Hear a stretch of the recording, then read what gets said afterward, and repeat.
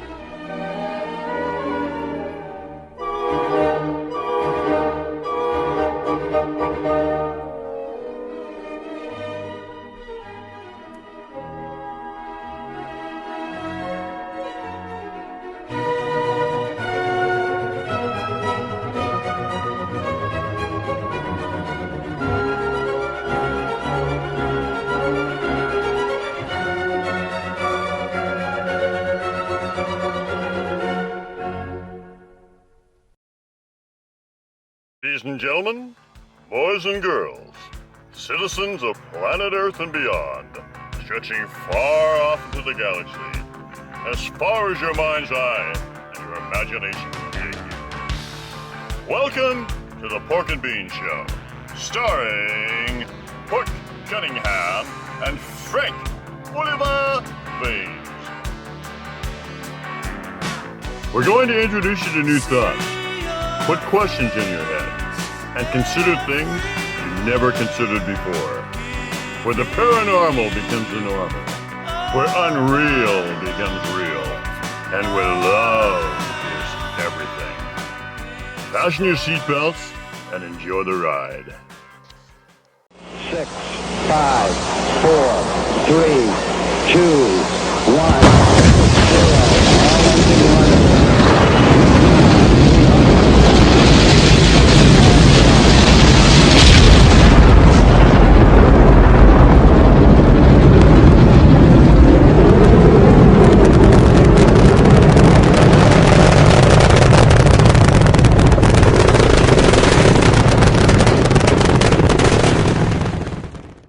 Take away your chitlins, take away your greens, 'cause mama's little baby loves pork and beans. Oh, you want that song back on there again? Oh, I just want to felt like singing. Good morning, everyone. Deb Matthews. I love Deb. Hey, Debbie. Well, everybody, I'm Pork Cunningham. I'm here with my distinguished, honorable co-host, Frank Oliver Baines, the world's handsomest man. It's the Pork and Bean Show, and we're here today with Sandy and Kevin. Hey, guys. Good morning, guys. Good morning. So glad you guys showed up. This is going to be a good show. Yeah, I met Kevin and Sandy, I guess September a year back when they came up for their campouts. They do campouts every year with Barb Shoop and whatever. And I guess you guys are doing them yourself now too, right? Doing your own? Yeah, we camp a lot. We're in the forest all the time. I mean, almost every weekend, if possible, during the spring, summer, and fall, we're in the forest. That's our focus. Kevin's still working. I'm retired, but when he's done working, we hit the forest. So yeah, we do a lot of camp outs with different friends, and we still camp out with the B&G group too. Mm-hmm. How many more years you got to go there, Kev, before you hang up the skates? I've got 863 days. When are you going to start doing it? When it gets to under 100? I know. Yeah. No, not yet. Under 100. June 1st, 2023. Oh, well, I'm thinking of retiring. So I'm actually thinking of retiring pretty soon. This year for sure. Are you? Well, for you. Sue and I are Good for tying the you. knot. Sue and I are tying the knot, so and then we're going to probably get a place together. So I won't be living in. Well, congratulations. It's I gonna won't be li- happen, eh? I won't be living in Vancouver. Put it that way. It's fairly expensive. The average house in Vancouver is probably about $1,200,000 or something like that. You know, like an average house. Yeah, Whoa. ridiculous. Pocket change, right? Yeah, it is Wow. ridiculous. Yeah. Sounds like San Francisco. Well, congratulations. That's great news. Yeah, I'm probably in trouble for saying it, but yeah, whatever. I'm only got 10 or 15 Okay, more well- years anyway. I'm in trouble for a little bit longer. So anyway, we were talking just before you came on. We were talking when you came up, or not before you came on, but before we went live. You were talking about the day when I guess Sandy was with you too. You and the two guys, when you came up for that trip, you were walking around and you heard something in the bush, and then you smelt the fragrance and stuff. Don't look at me blank. Right. Don't look at me blank. We were just talking about it. The perfumes. Yeah. We come up to your camp out up in BC that you had graciously invited the B&G group to. And we were there, I don't know, 5 or 6 nights, something like that. But once the camp out was over, we had 2 guests come in from New York that came up with us, and they could stay one more night and were interested in doing so just because of the high activity that we had up there. Yeah. So we, everybody had left except for the 4 of us. And we decided to go on a hike for the day. And we were walking up some old Forest Service roads around a lake and decided to take a spur road. We didn't know where we were going or where it was going, but we went anyway. And came into this beautiful aroma that just filled the air. It was beautiful. It was really intoxicating. We all smelled it. We lingered. We'd walk out of it, walk back into it. It was a beautiful scent. And we hadn't smelled that the whole time until we got to this one area. And so we lingered. We just enjoyed it, thinking that, you know, we knew that they can omit odors. So.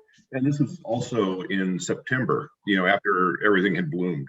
So the bloom was over. All, you know, anything like that growing is stopped growing. It's not hibernating yet, but so a very unusual time of year for that to happen as well. What we decide to, sorry, go ahead. Pardon? I was going to ask you something. Oh, then we decide to walk. Okay. Well, we decide to walk on, and within 30 yards. 30 yards or so, then we hear something grunting in the forest, like it's trying to pick up something heavy. It's like, like that. And we all stop and we're silent, and you cannot see because of all the thicket and blackberry bushes, and there's a ditch. And all 3 of you are over 6 feet tall, and they couldn't see over the thicket. 2 of them, the young guys, they tried to penetrate the thicket on the other side of the ditch, couldn't get through it. But the whole time, whatever was over there doing this heavy lifting or grunting stopped. And of course, we stopped because we wanted to hear more. And so then I thought, well, okay, did they omit that odor just back down the road a ways so that we would stop and just take that in while whoever was up ahead on the other side of the thicket in the forest as a distraction. like a distraction or a decoy. So never saw anything, never heard anything more.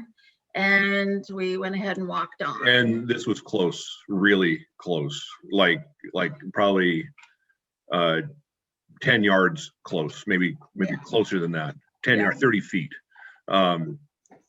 between us and the on the other side of this big blackberry barricade.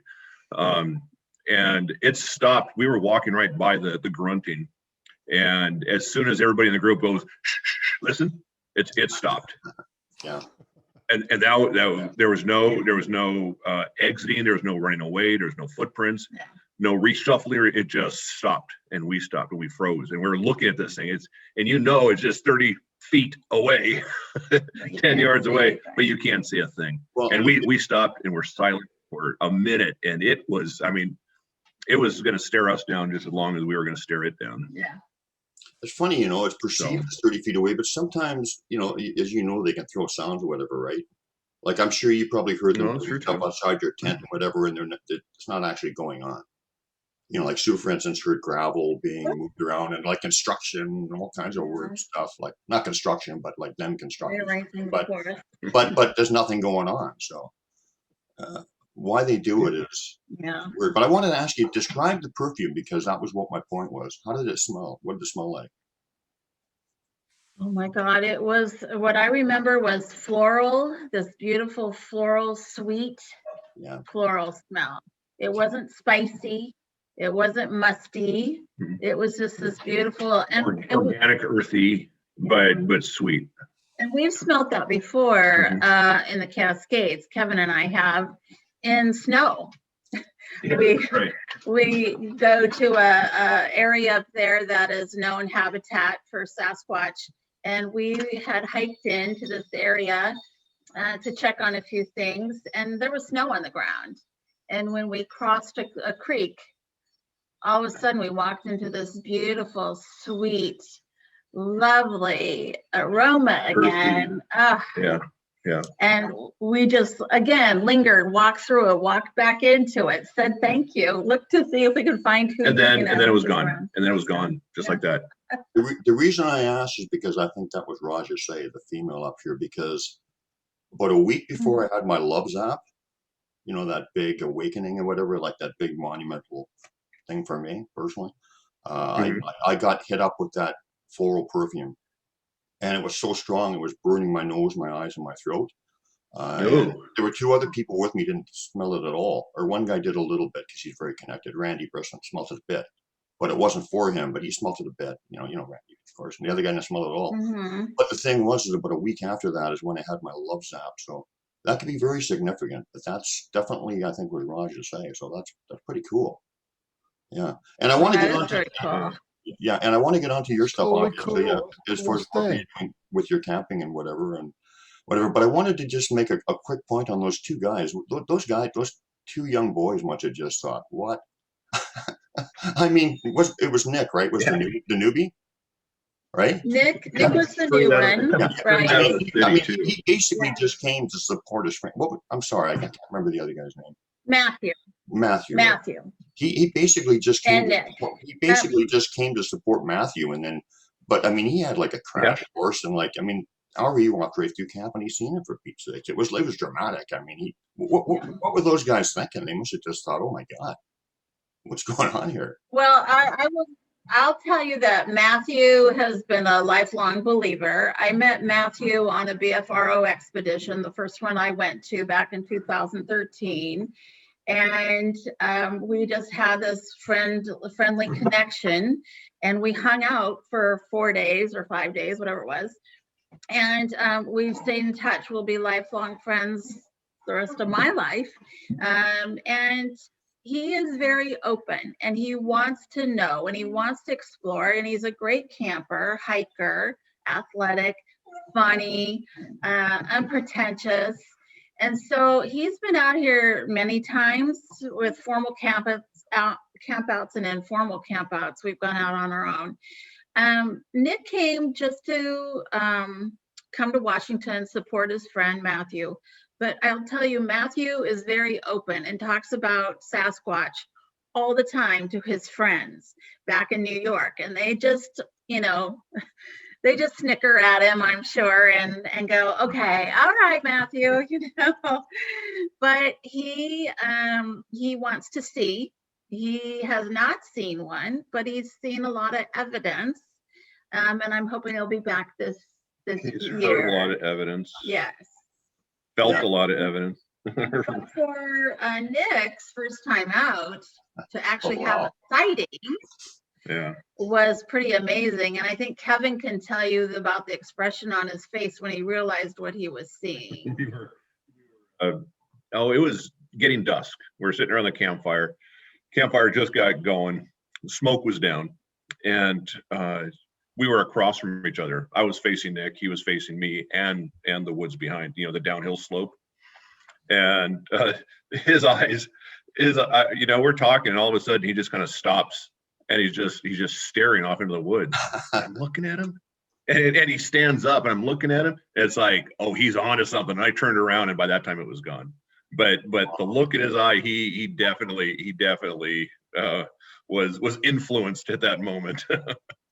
And you know what was so neat about that? He saw a large white creature walking with huge shoulders and a head the size of a piece of firewood. He said it had a huge head. Yeah, that's all right. And it walked sideways and then downhill. So. And you said Well, that that was just for Ari, him, right? Probably that was just Ari. for him. You know that, right? I mean, obviously. Oh yeah.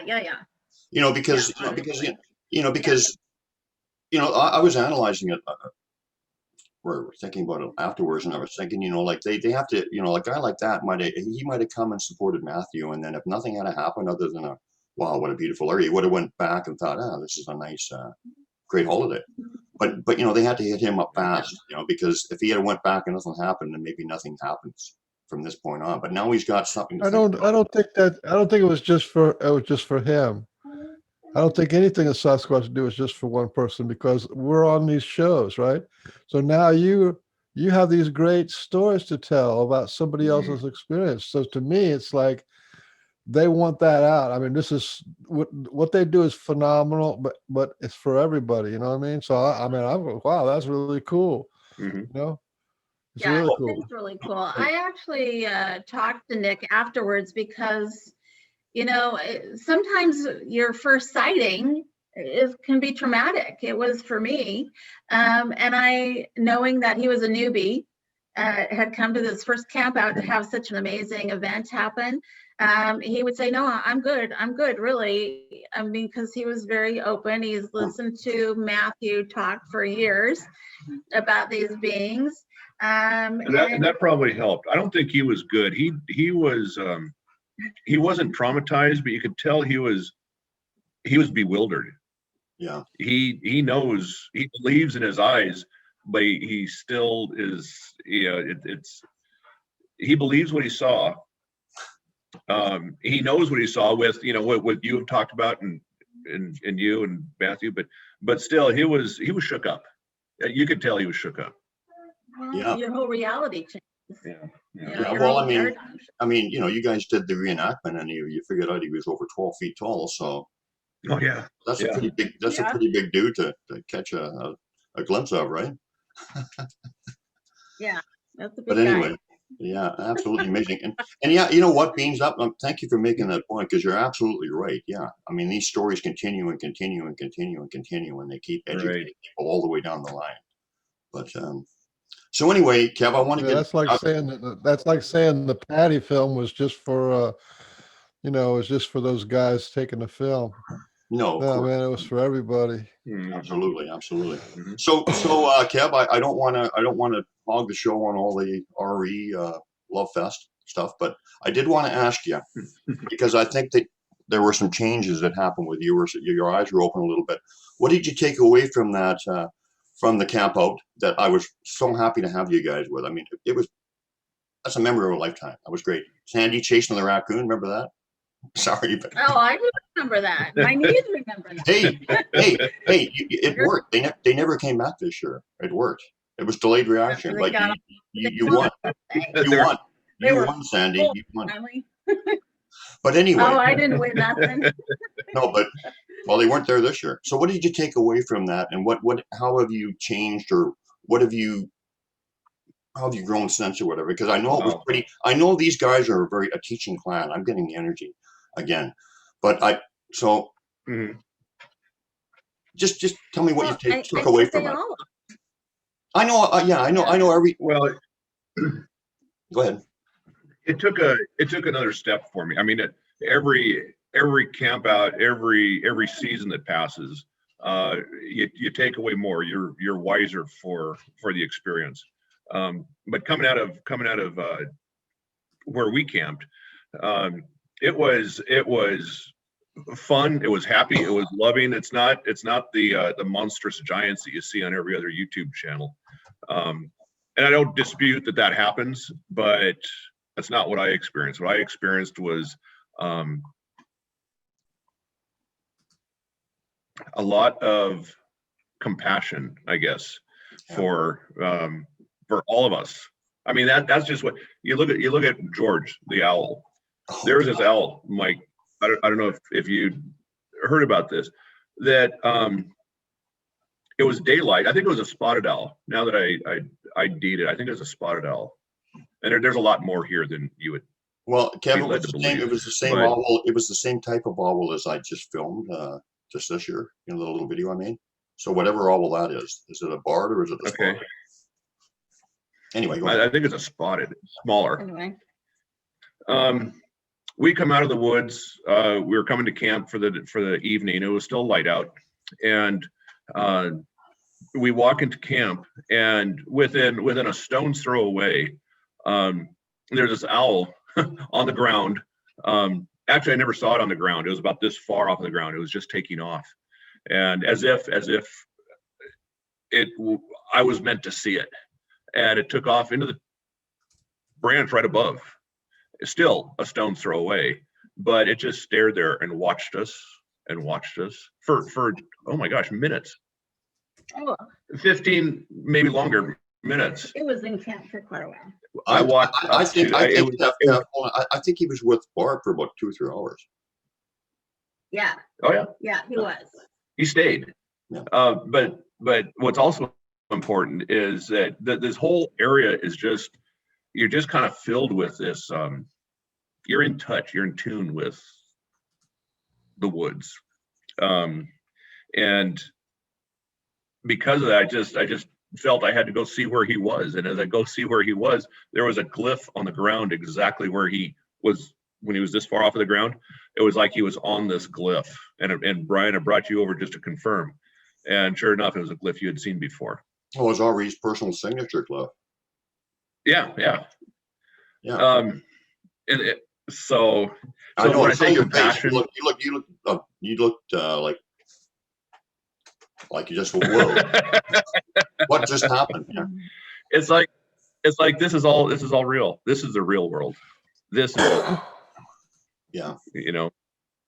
not this kind of stuff, and all the advertising and constant media bombardment. That's, to me, that's not the real world. It's when you're not just in the woods, when you're in the zone and you just feel you're part of the environment. And that week, the more that week progressed, the more I felt that. Yeah. And so moving forward, I guess you just got introduced to a little bit of magic or whatever, and it kind of opened your mind a little bit more. Yeah. Well, we've seen magic happen before that. We've had lots of great experiences. Just there. Remember the lights? I know, but it wasn't just an introduction. Oh, yeah. There's Definitely reinforcement. We'll move on from that. We'll move on from that trip, but I just wanted to say I thought it was really, really funny. One of the things is, remember when the boys and was it Mitch were camped out in the back, and they could hear the Sasquatch coming running from down the hill, and they were saying, "Here they come!" Remember?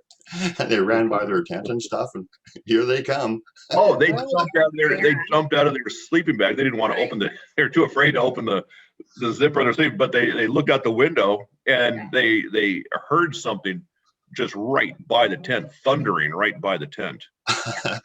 and yet they didn't see anything. Didn't see a thing. But another camper saw a 3-foot tall white rabbit.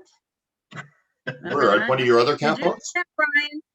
What's Yeah, that? at your camp. A 3-foot tall Did white. you know that? No, tell me that. A white rabbit. Okay, so she didn't tell anybody this. 3 She foot knew this tall. for quite some time, and we're just, It took At least her we should days to come to grips with this before she told it. And told she didn't the tell story. anybody until we were at another camp out, I think. And she's talking about this 3-foot white rabbit outside of her tent. And it was all happening around that time, that same 24-hour period. Yeah, Oh, wow. yeah, I know. No, you know, So you it got went to to another discussion about. you got to describe this. I mean, I want to hear everything about this. This is crazy. Cool. Look.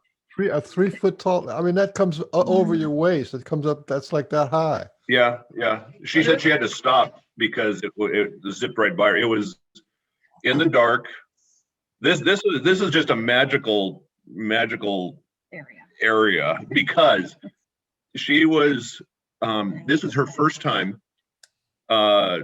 solo camping. Nobody else in the tent with her. She's was very timid in the woods. She's getting much better, and I'm very proud of her for that too. Dana, and the reason why she was alone this moment is because all of us were recreating a light event that Sandy had in our tent, and so we had to wait for it to be dark, and then we were in the tent. People are outside of the tent. We're flashing lights, trying to recreate what we had seen the night before, and so Dana was on the far side of the campsite area on her own, and she was heading to the fireplace, and she had her little flashlight with her in her hand. It wasn't on her head. She was holding it in her hand, and she said as she's walking down that little slope towards the fire pit, she said she stopped and what did she say at first? It wasn't a white rabbit. It was what was it? A jackrabbit. That's what she called it. She said it was a jack. No, she said it was something else. She called it something else for a while, and then she finally concluded that it was a 3-foot tall jackrabbit. It was like at waist level, and it went right. What's that? It just crossed her path. I mean, it was right in front of her. She could have reached out and touched it if she wanted to. You know how your brain tries to make it something different than what you. Yeah. So what happened? It was just like, where was it? And were they just having a stir off, or how did the interaction go down? Sorry, Beans. It ran by her. Oh, It'd be higher than a Great Dane. I mean, it'd be bigger than a Great Dane if it was 3 feet tall. You know what I'm saying? Yeah. Well, I mean, I saw and she says, and she's. I saw she's still hesitant when she talks about it. You know, it still has. It just. You see things out there and you question and you wonder, and how can that be? And then you try to talk yourself out of it. It's a natural progression when you see something that is not normal, you know. And she was, like Kevin said, by herself. Her sister is usually with her. They're in a camper van, but this time she was being brave. She was in a tent by herself. I mean, we weren't far from her. We were all pretty close, not real close, but within earshot. And she knew she could call out if she felt scared, which is important for people, I think. But to this day, she still is very hesitant when she talks about it, and she will say, you know, she measures it up. It was a 3-foot tall white rabbit. Just hopping by, or walking by, or running by, or what? It ran by her. It ran by. On 2 feet or like 4? It was on 2. I think. It wasn't hopping. She said it ran by her. It just ran by her. Yeah. I got to give her a heck. I got to pick her mind on that one. Yeah, I got to pick her mind on that. Yeah. I can't believe she didn't mention that. That I would have been like I would have been like screaming at you. Yeah, believe it up.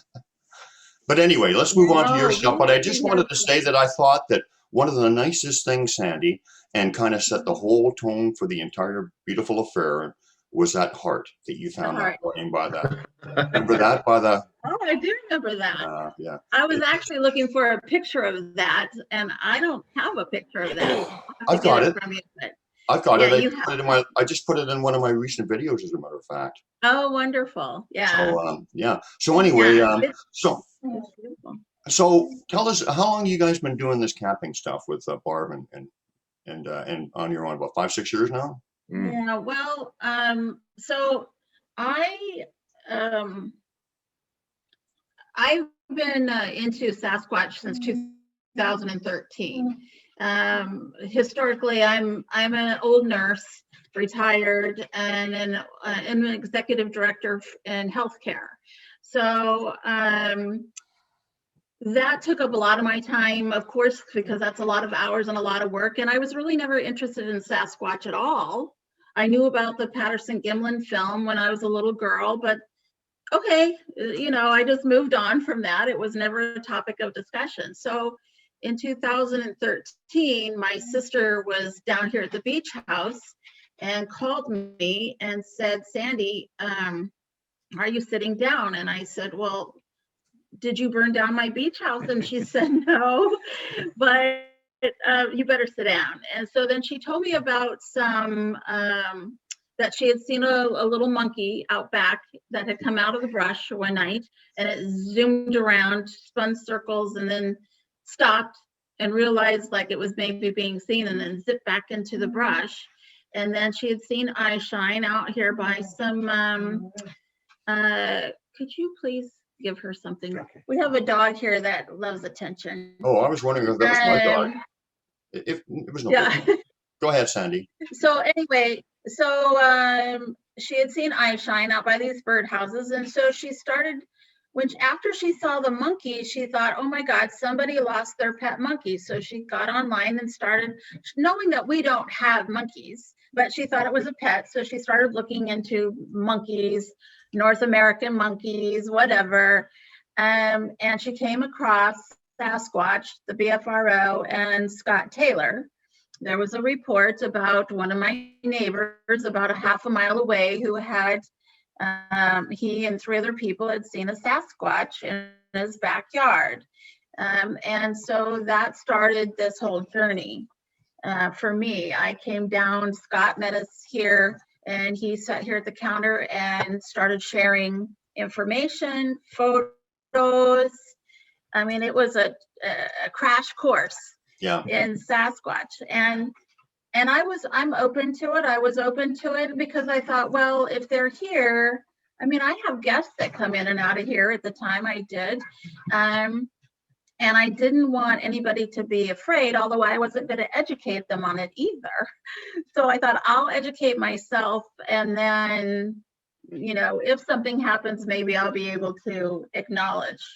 Okay, so yeah. I got into it just from that kind of perspective, wanting to know more about them.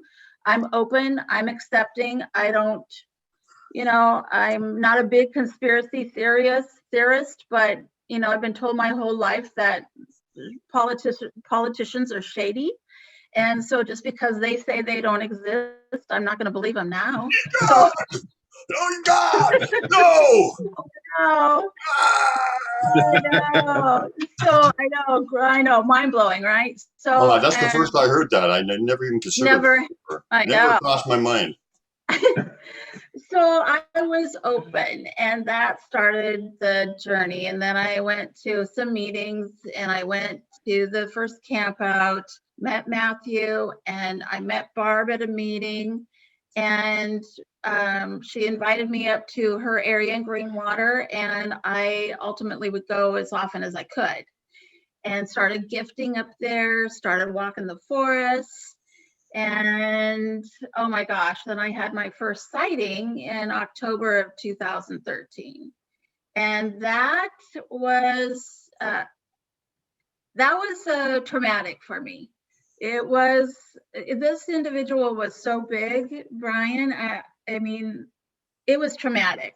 And I couldn't believe it, even though I had been out there looking for them and looking for sign of them. And my sister had had these experiences, to actually see such a large individual 30 feet away from you.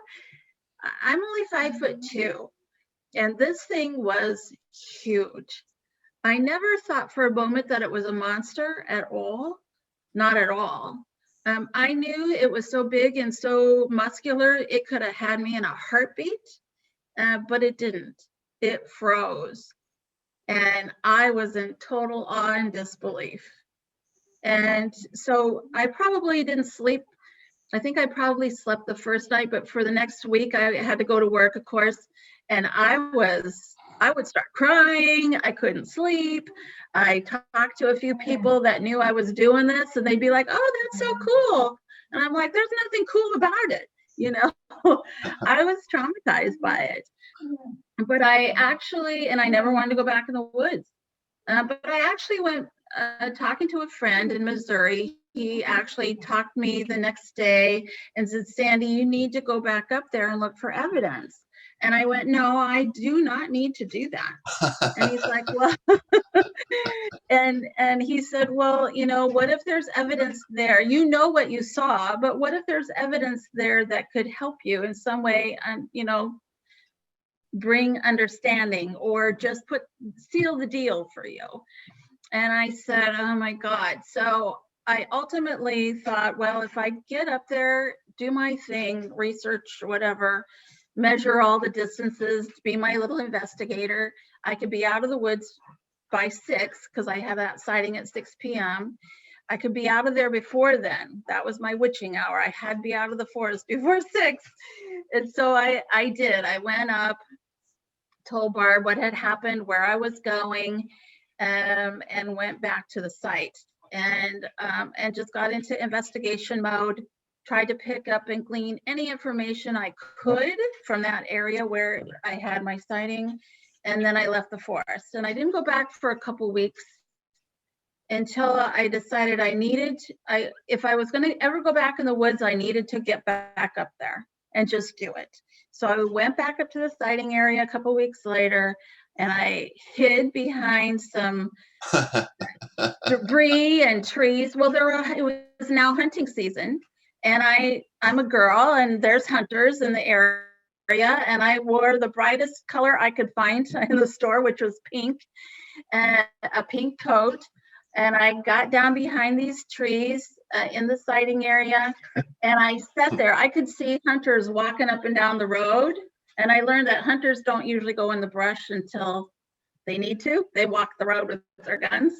And I was like, well, that's interesting. But every time a stick snapped, I was like on instant alert.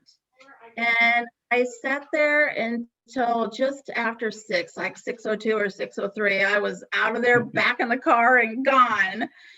But I felt like I needed to do that just to try and get past some of that anxiety and fear. So, and then from then on, it's just been a journey ever since. And Barb and I started doing campouts in 2014. And we've got quite a sizable campout group. And we get together 4 times a year now for campouts during the spring and summer and fall. Yeah, what a wonderful person Barb Shoup is. It was so wonderful spending those 3 or 4 days with her. He's just a great person. Well, and you know, everybody, but yeah. But yeah. Well, we all bring different gifts to the campout group. Everybody is there for one purpose, and we're all like-minded people, and we're all open, and we all have different degrees of knowledge or information about the forest people. That's what I call them, our forest people. And so we bring all of this together and we just share. And it's been a great growth. Beautiful growth. That's what we're doing on the show. So I wanted to so you've been doing this for quite a few years. So give us some of the big highlights of over the years of your camping. And I know that you had one story that I've heard a number of times that's very, very interesting for a number of reasons about Click or whatever. But give us some of your your favorite. Okay. Give us some of your favorite story, Click, and some of the other ones. Your favorite stories of over the years of experiences or groundbreaking moments or aha moments. Just highlight, well, yeah. And you can both. Why don't we start the slideshow? We're going to start the slideshow, and then there's some pictures, sure. And it's a progression. Yep. If you don't mind, so we'll share the screen. Oh, did I give that to you? Yes, you did. Okay, you got it. Yeah. We got some more people in the house. I just want to say hello to them. Who Hizzle Swizzles here in the house. Patrick Giggy's in the house. Coastal Chick, Renee Sheeran. So we got a lot of good people watching. Get Mr. Gigi to come on and sing us a song. We'll do a duet. He said, how come nobody's singing a song? Stranger. He said, somebody sing already. I got to get some water. That would be Brian. That's Brian. That's one of his expertise. So, Kevin, why don't you tell us who you are and how you got into it? Well, I've been into this for pretty much all my life.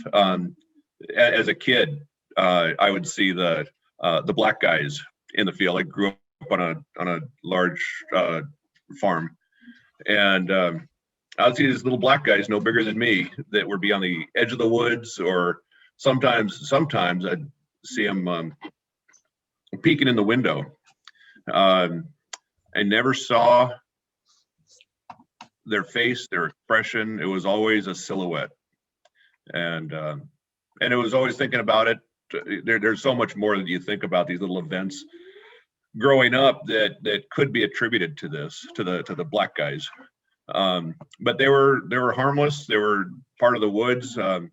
My dad was very open to Sasquatch stories. He put himself in part through college by logging in the in Snoqualmie area in the Cascades. So he heard plenty of stories in the logging camps and shared that at home, and so it was just very natural for me. And I'd had events that spent a lot of time outdoors, hiking, climbing, camping, not Sasquatch related, but there's, as you recall, as you go back now that I've been what do you call it, enlightened, there's a lot of events that occurred that could be attributed to the forest people. But probably the biggest event was I was going clam digging one night on the coast, and there's Mike, you probably don't have razor clams in Savannah, but on the North Pacific coast, there's these razor clams. They're like this long. They're just absolutely awesome. They taste fantastic. There's only a few times a year that they're available, and so you got to go out usually in the evening in the dark. And being Pacific Northwest, it's raining, and so I'm driving out one Friday night to go clam digging.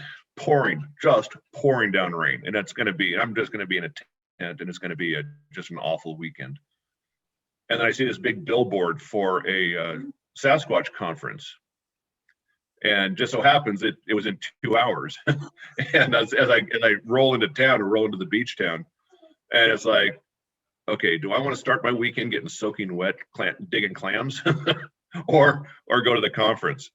And I went to the conference, and all of a sudden, light bulbs started clicking off. People were talking about their experience, and it's like, oh, I've had that experience. And then somebody else talks about an experience, and it's like, oh, I've seen that, I've heard that, I've felt that. And all of a sudden it's like, I'm not the guy in the closet anymore. These are my closet homies right now. I thought I was the only one in the world, I really did, that had this stuff happening to them. Can I ask you a question? Let me interrupt you for a second. So did you realize what it was when it was happening to you, or did you realize what it was after these guys started talking about the similarities? I would say for the most part, I didn't, it was a little bit of both, because I remember waking up one morning. I was climbing Mount St. Helens, and so I was going to get an early start, alpine start, hike, an hour or so before sunrise. Yeah. I heard these calls that were, they were no owl. This was before the conference and all that. And I had a hunch this was Sasquatch, but again, I never really, these calls were coming in hot. They were loud. 2 o'clock in the morning. I needed the sleep because it was going to be an early start, but son of a gun, both of us, me and a buddy of mine, we were both sitting straight up in the tent going, do you know what that is? What is that? We both knew what it was, but I didn't want to come out and say it. But I wanted to get out of the tent, but I didn't want to disturb the calls, because it would go and there'd be a break. It would go, there'd be a break. It was no owl. It was like a 800-pound owl is what it sounded like. So there have been events like that. I have done some searching. I guess I have been doing that more than I realized. But then you don't talk about it. You don't say anything about it. There's friends and family that just aren't don't want to believe that, and so I just keep it to myself. I don't need the ridicule, or not. It's not so much the ridicule; it's the lack of believing. You know, that's what I guess that's the part that hurts, and that's probably the reason why I was so excited to see other people that were that would talk openly. I mean, in public about this kind of stuff. So. Yeah, for sure. So we actually met each other at a camp out, a B&G camp out. Kevin came to camp, and it wasn't love at first sight, but we met, and we actually together have had some pretty incredible things that have happened to us together, as well as separately. And I think for me, starting out, I started out with all the physical evidence, physical, everything was physical. But then over the course of time, I think the longer you're into this, the chance, if you're open and accepting, the chances are you're going to start getting into some of the paranormal aspects of Sasquatch. And that has happened progressively for both of us in varying degrees. We don't always have the same experiences, but we have some pretty incredible experiences too. So I think for us, the biggest thing is being in the backcountry. Like we talked about earlier, you've got to be, not that they're not in the city, they are. Not that they're right behind the house, they are. But for us, the pretty incredible things I think have come from the backcountry for the most part. And that would be the really tall, huge individuals, the cloaking individuals, the click story, paranormal lights. But it all kind of meshes together for us. It's not that we go to camp and we just have a bunch of physical, we also have paranormal. It seems like they go together somehow, and we're trying to still figure that out. Or maybe they don't, they just share the same neighborhood. I don't know. What do you think they're trying to tell you with these paranormal activities that they're letting you be privy to? What are they trying to show you with this? I don't know. I can say that with more certainty about like lights. Do the force people, are they trying to tell us something? Are they trying to stay away from us? I could go either way, but the lights are for my benefit somehow. The lights, expound on that. What do you mean by the lights? Okay, there's different forms of light. When we were in BC, there was lights that were, I would say, for our benefit. There's no hiding. There's no hiding. I mean, they're not trying to hide. They're out in the open. I don't feel any fear or anxiety from it, but it could be orbs. It could be. It could be. Are they giving me a message? I don't know.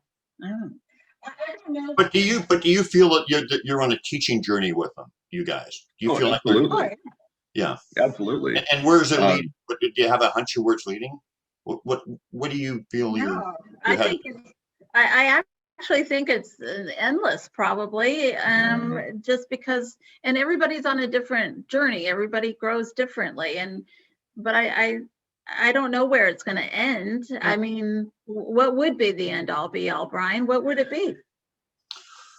Well, I was just thinking this. I'm not sure if this is the right answer, but I think it's all these amazing experiences that people have. Like they're all, for me, they're all teaching. From my reference point, from talking from me, they're all teaching points and whatever. And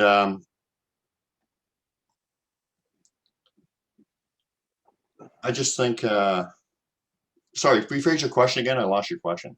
I What do I guess think? you What? were asking what, where is this journey going to lead us? What's the end point?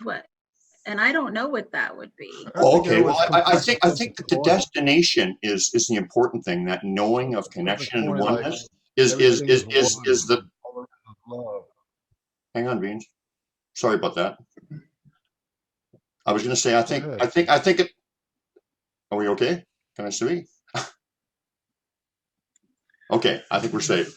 I think it's that knowing of oneness and connection or whatever that is the end goal or whatever. And I think that, like all the amazing things leading up to that, like sightings and supernatural events and all this stuff, is all wonderful.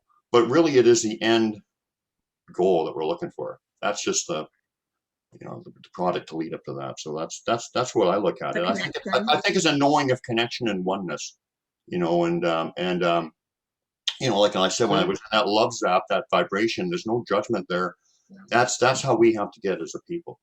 So that's what it's all about for me. All the thrills and chills and beautiful experiences leading up to that are just that to get to that point. That's what I think. Does that answer? What do you think, Mike? I was just making a joke saying it always comes down to something corny. It's something corny like all there is love. It's like that's kind of corny, but or we're all one, or it comes down to these simple kind of profound things that don't make any sense at all in a normal reality. But seems to be the underpinnings of the great reality. Well, the thing is that it Yeah, sounds like it sounds like a pipe dream. It sounds like we're all one. Like it sounds like we're but really it's not like we're just talking about what it's a real actual feeling. Like when you've had that, when you've been on that vibration, it's so real. It's not like people will look at it and say, "Oh, these guys are just like out there," like they're just like fairy tales and dandelions and puppy dog tails and whatever. But no, it's an actual thing. So. We're going back to the 70s. Oh my God, hippies and free love and. It's not about that. I know people would perceive it as that. It's not about that. Well, you guys know that. No, it's about a connection. I think for me, I guess now that I'm thinking, it would have to be the connection with each other in all things. I guess at this point in my growth, it would be about connections. Right. So tell us the click story. Go ahead. Self has something to do with self, like your self knowledge, because you can only know who you are. I mean, so when you open up to things, that's more of you.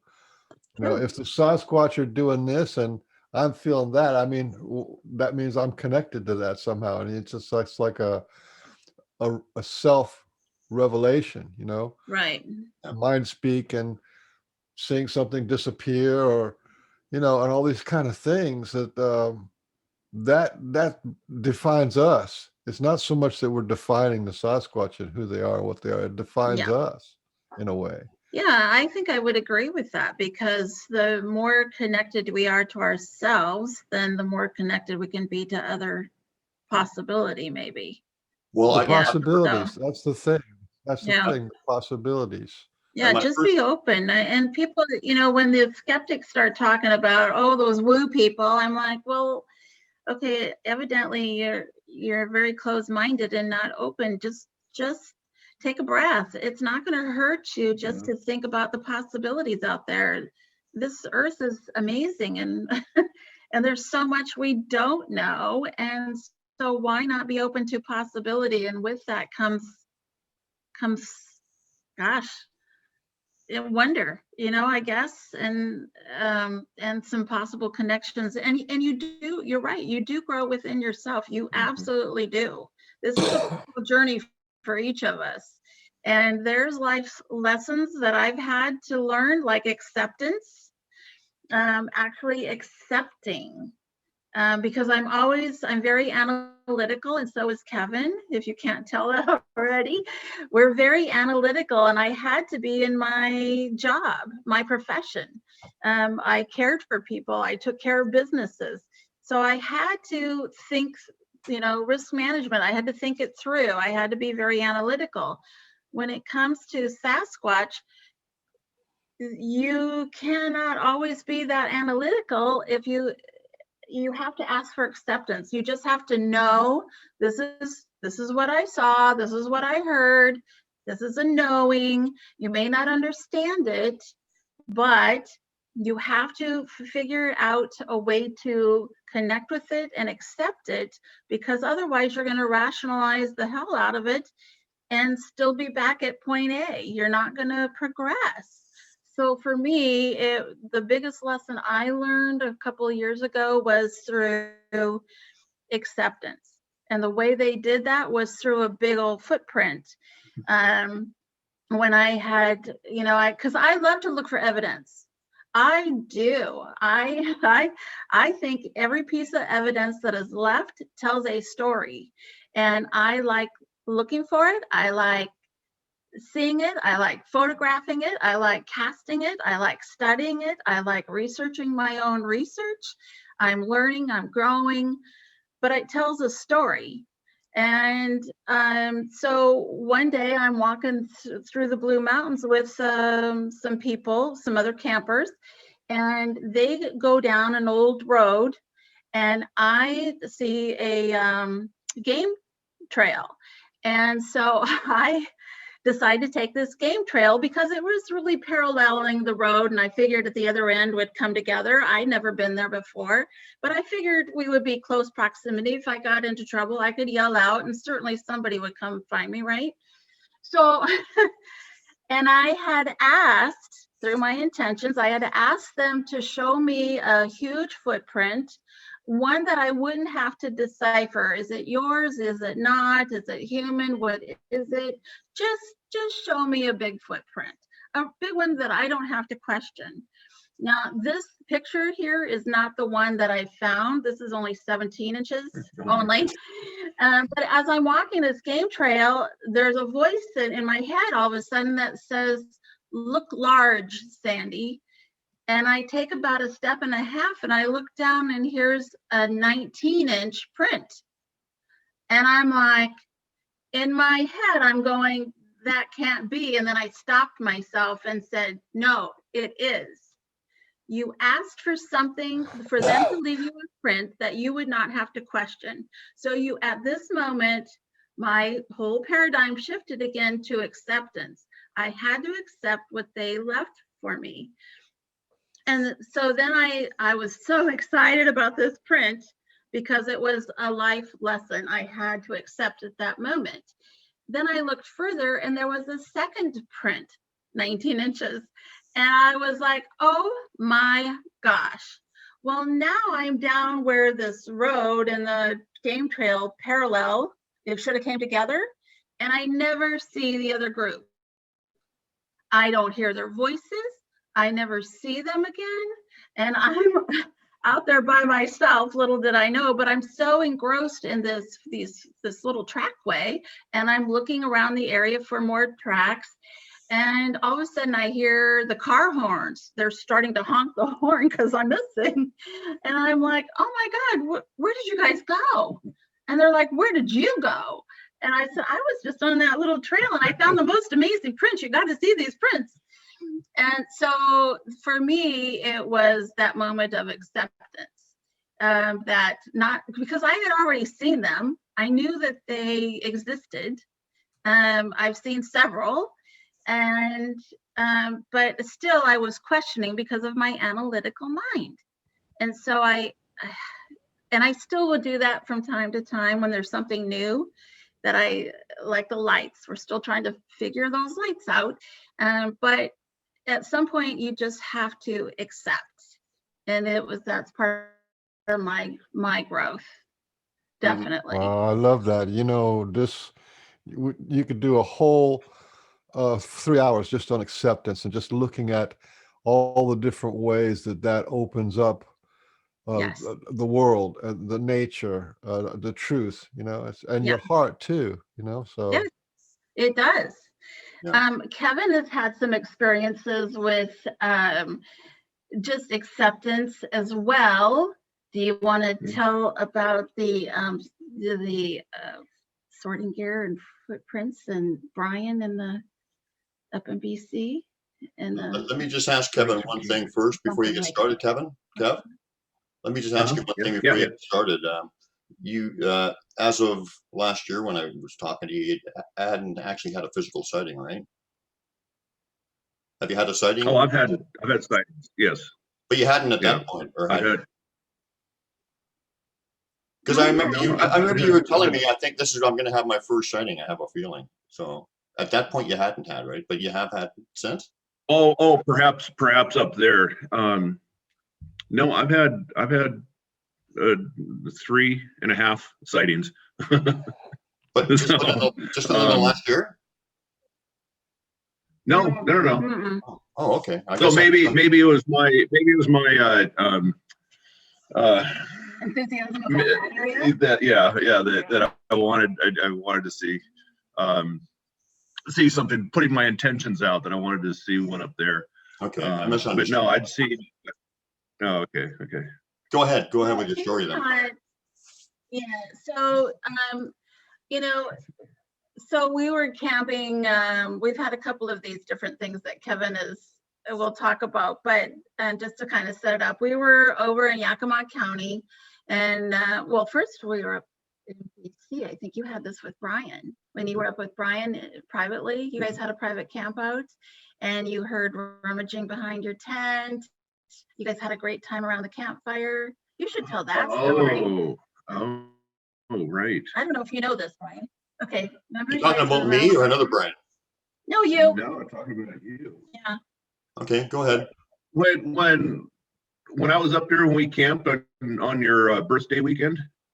Right. Remember that? It was you, Sue, and Randy B. And Randy, the other Randy, yeah. Yeah. We had you could call that a sighting as well, that big silhouette that was standing next to your car while we were talking on the campfire. Yeah, well, I saw something too. We were Sue was saying yeah. Remember Sue was saying I feel them around?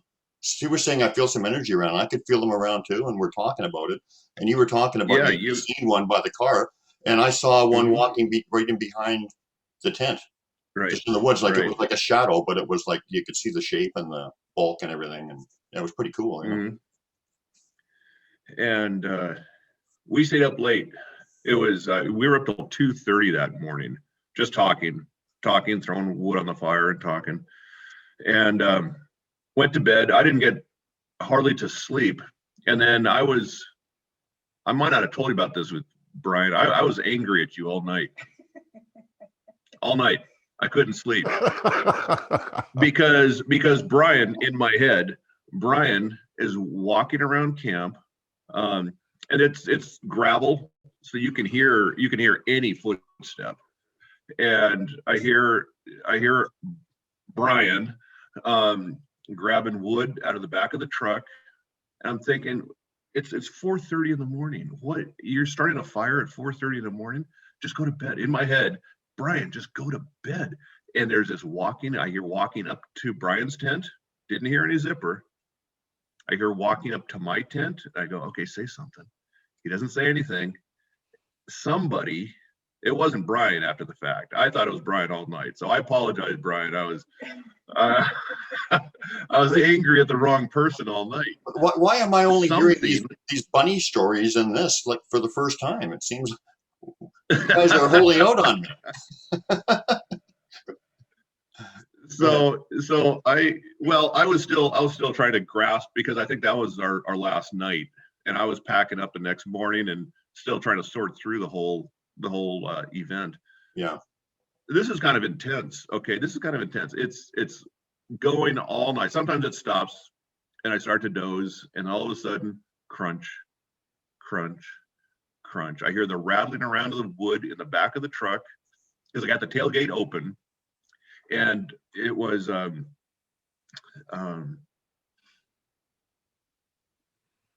starting to get light out, and I'm still hearing the walking around outside. I think I fell asleep, but then I heard walking right up to the head of my tent, and it's a small 2-man backpacking tent, so it's it's 3 feet off the ground. I mean, it's 3 feet high. And so I hear these footsteps coming right up very slowly, very deliberately, right up to the head of my tent and stop. And I feel a tension. I feel like there is tension in the air that this individual had to tell me something. I mean, the light was coming up, the sun was starting to come up, and time was of the essence. And there was a tension that something had to be done soon because this was the moment. I didn't hear any of this. This wasn't mind speak. This is just a feeling that I got that this thing had to do something right now before the sun came up. And then I heard it walk around to the side of my tent. I felt it under the rainfly. I didn't hear the rainfly unzip, but I could tell it was under the rainfly. And then a moment later, I could tell. At this point, I'm frozen because I remember I was lying on my back. It was cold, so I had my hat on. I couldn't take my hat off. I wanted to hear better. It wasn't covering my ears, but still, I had to take my hat off, but I couldn't. My hands wouldn't work. I couldn't say anything. My ears worked, my eyes worked, but it was dark out. I could tell this individual was then in my tent, looking over my head, and it was in the, the superhero stance. When they land, they have one knee on the ground and one fist on the ground. Mm-hmm. It was a superhero stance, just the torso part of him, inside my tent, looking over my head, and I did get the mind speak where it said, "Kevin, it's time," or "Kevin, it's time for." It was one of those two, but definitely said, "Kevin, it's time."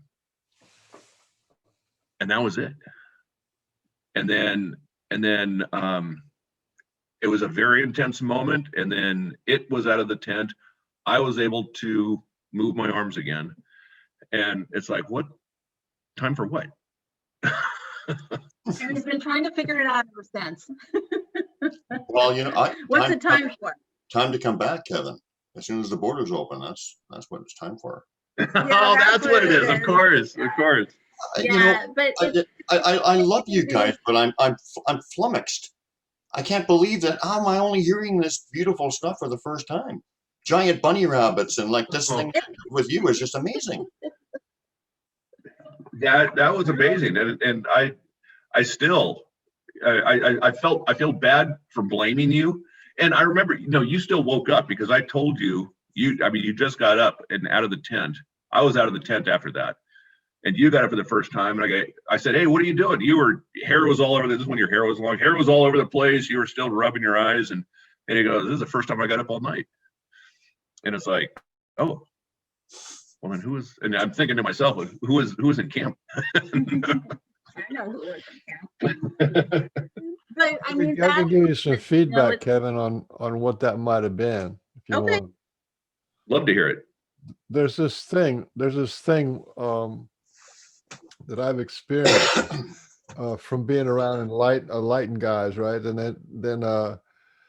then you go and meet a new person, one of your buddies or something. If you get within 6 feet, and they elevate your vibration, right? And then when you get to a certain height of elevation, you can hear people mind speak and stuff like that. But also, if you get close to people within 6 feet, within their aura, then you can actually see their whole life in as a series of slideshows going from birth to death. And so this is what the Sasquatch do. Whenever you're in that in the tent and you get that frozen feeling, you can't move, and Right. they're really close to you. Yes. And it goes on for like 5 or 10 minutes. Yes. They're reviewing your whole life from beginning to end.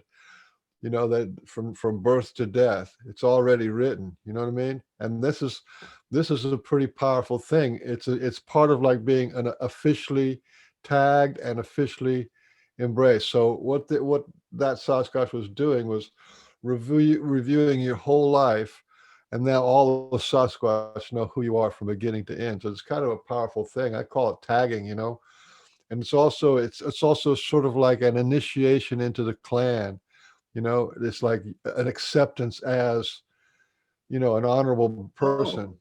It's So it's a time. big deal, actually. It's time. It's time. Yeah, It's it's time for it- you to be part of us. It's my time. Oh, Yeah. okay. Okay. That would make sense. Yeah, I mean, all those pieces fit together. yeah.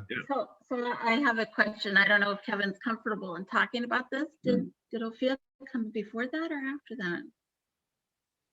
Oh. So he had a beautiful dream, we'll say. I would have to. I've written it down. Yeah. Yeah. And do you want to talk about Ophia? Because she did that. She showed the tiles of your entire life. I feel. You know what the Akashic record is? Where Yeah, there's what an I'm talking about. it's an actual record of now in what is a record of your life, start to finish. That's nice. Yeah. Yeah. I don't know what that looks like. I understand the concept, but physically, I don't know what it looks like. I don't know if there's a physical thing to look at. I'm a visual kind of guy. So I did have a dream where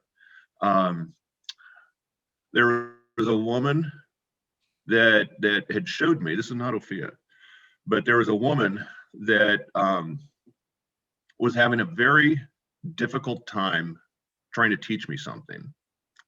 And it was in the back of my children's grade school. And what better to capture my attention is have a very attractive woman in tight jeans that was teaching me something. So I had to pay attention to her because she was attractive and she was wearing tight jeans, but she was frustrated because me, like a dumbass, could not figure out the lesson. And then she took me to this wall, and this wall had tiles, like 4-inch square tiles that had included all of my personal attributes, mathematical, cooking. I remember cooking was one of them. Whatever attributes I possess as Kevin Carney was on that wall, and that was my wall. And to me, that's my Akashic record. I mean, that's what I interpret it could be, that there is an actual record. It may be in very primitive form, but I felt I saw it. Now, did this happen before or after this tagging? I don't know. I have to go. I usually write down all my experiences, so I have to go back and do a calendar check on that. I think it's the same ballpark, the same. Yeah. But that's pretty. The thing of a Sasquatch putting their hand through the tent or being right next to somebody for like 15 or 20 minutes. There's a very common story because the Sasquatch don't really trust people. They have to get down there and experience your whole life and know you, so they know. It's not like that. It's not like they assume, oh, he's a good guy or he's a bad guy. They get close to you and they enter into your energy field, and then they know you. That's also part of the reason why the Sasquatch don't want to be around people, because they end up having to know bad people, and also they don't trust humans knowing them on that level. So they want to keep that distance, Right. Yeah. but it's Makes still a sense. very powerful thing. Very, it's almost holy stuff, really. Yeah. I feel like in that event in the tent, that was not a momentary thing. That happened minutes upon minutes upon minutes. That was not just a quick one and done kind of a thing.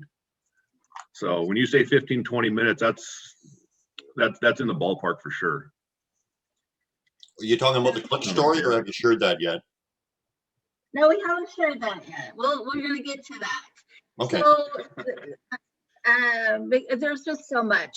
I think, we've had that experience more than once when people are in camp and you hear other people, what you think are the other campers moving around camp when everybody's laying down and taking a nap. And then you realize after you get up that it wasn't the other person that you heard stomping through camp and Yeah. leaving stuff. So we've had that many, many times, but we deliberately go into their habitat, known habitat, to have some sort of interaction. We've had incidents where we were in a camp where we had another person that was with us. He was sitting right next to me. He got up and turned around with his back to the fire. And all of a sudden, out of my periphery, I see him get pushed back towards the fire and then lunge forward back towards his chair. And I look at him, I go, "Are you okay?" And he's like, "Oh my God, something just pushed me and then grabbed me." And he said it was like a joke. And I was like, "Well, that's not funny. The fire's right there." And he's like, "I know, but they didn't mean any intent of harm. I don't feel that at all." And I said, "Oh my gosh, you just gave me a heart attack." So Well, and I saw the same thing. It was a cold, wet night, and we were all huddled shoulder to shoulder. And I saw him, staring at the fire. I saw him out of my periphery jerk back and forth. It's like, what the hell are you doing? So yeah. And then we've also, back to the lights again, we don't really know a lot about the lights that we see in the forest, but I don't think we've ever felt that they were negative until the one night you saw the gray rod coming through the forest. Yeah. You want to talk about that? yeah.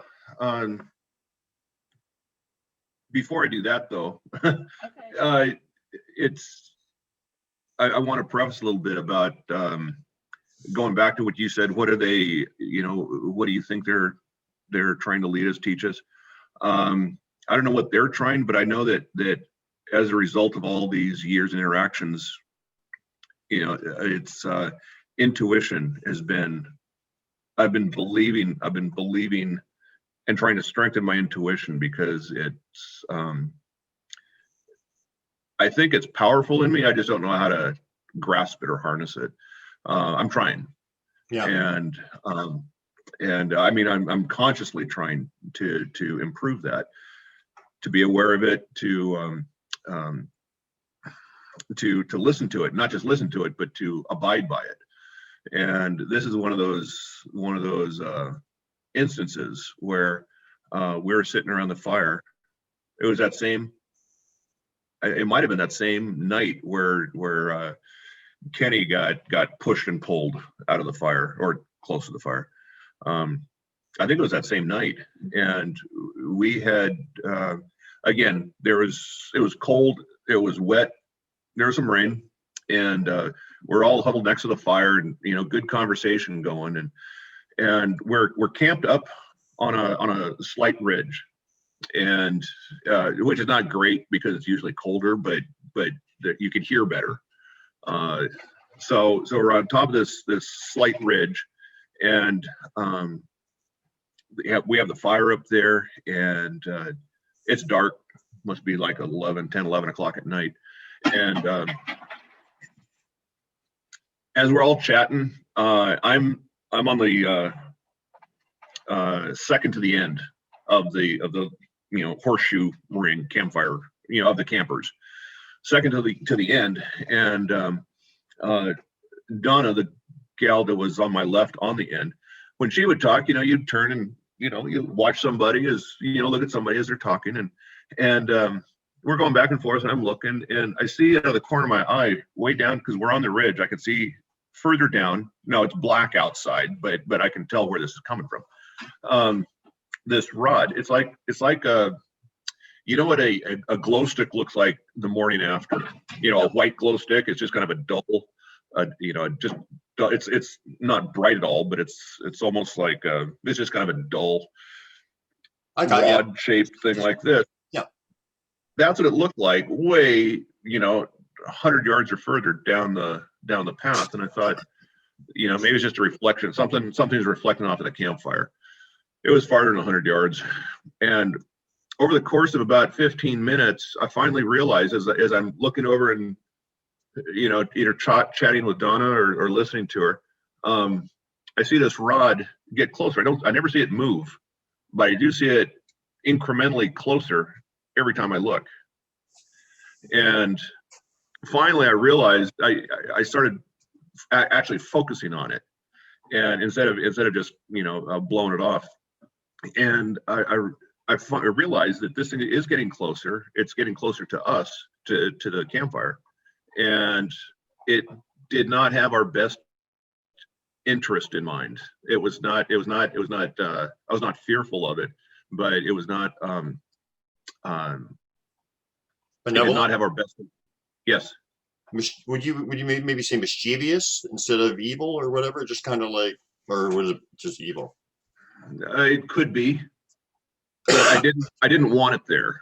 Okay. It didn't serve our best interest. That feeling, yeah.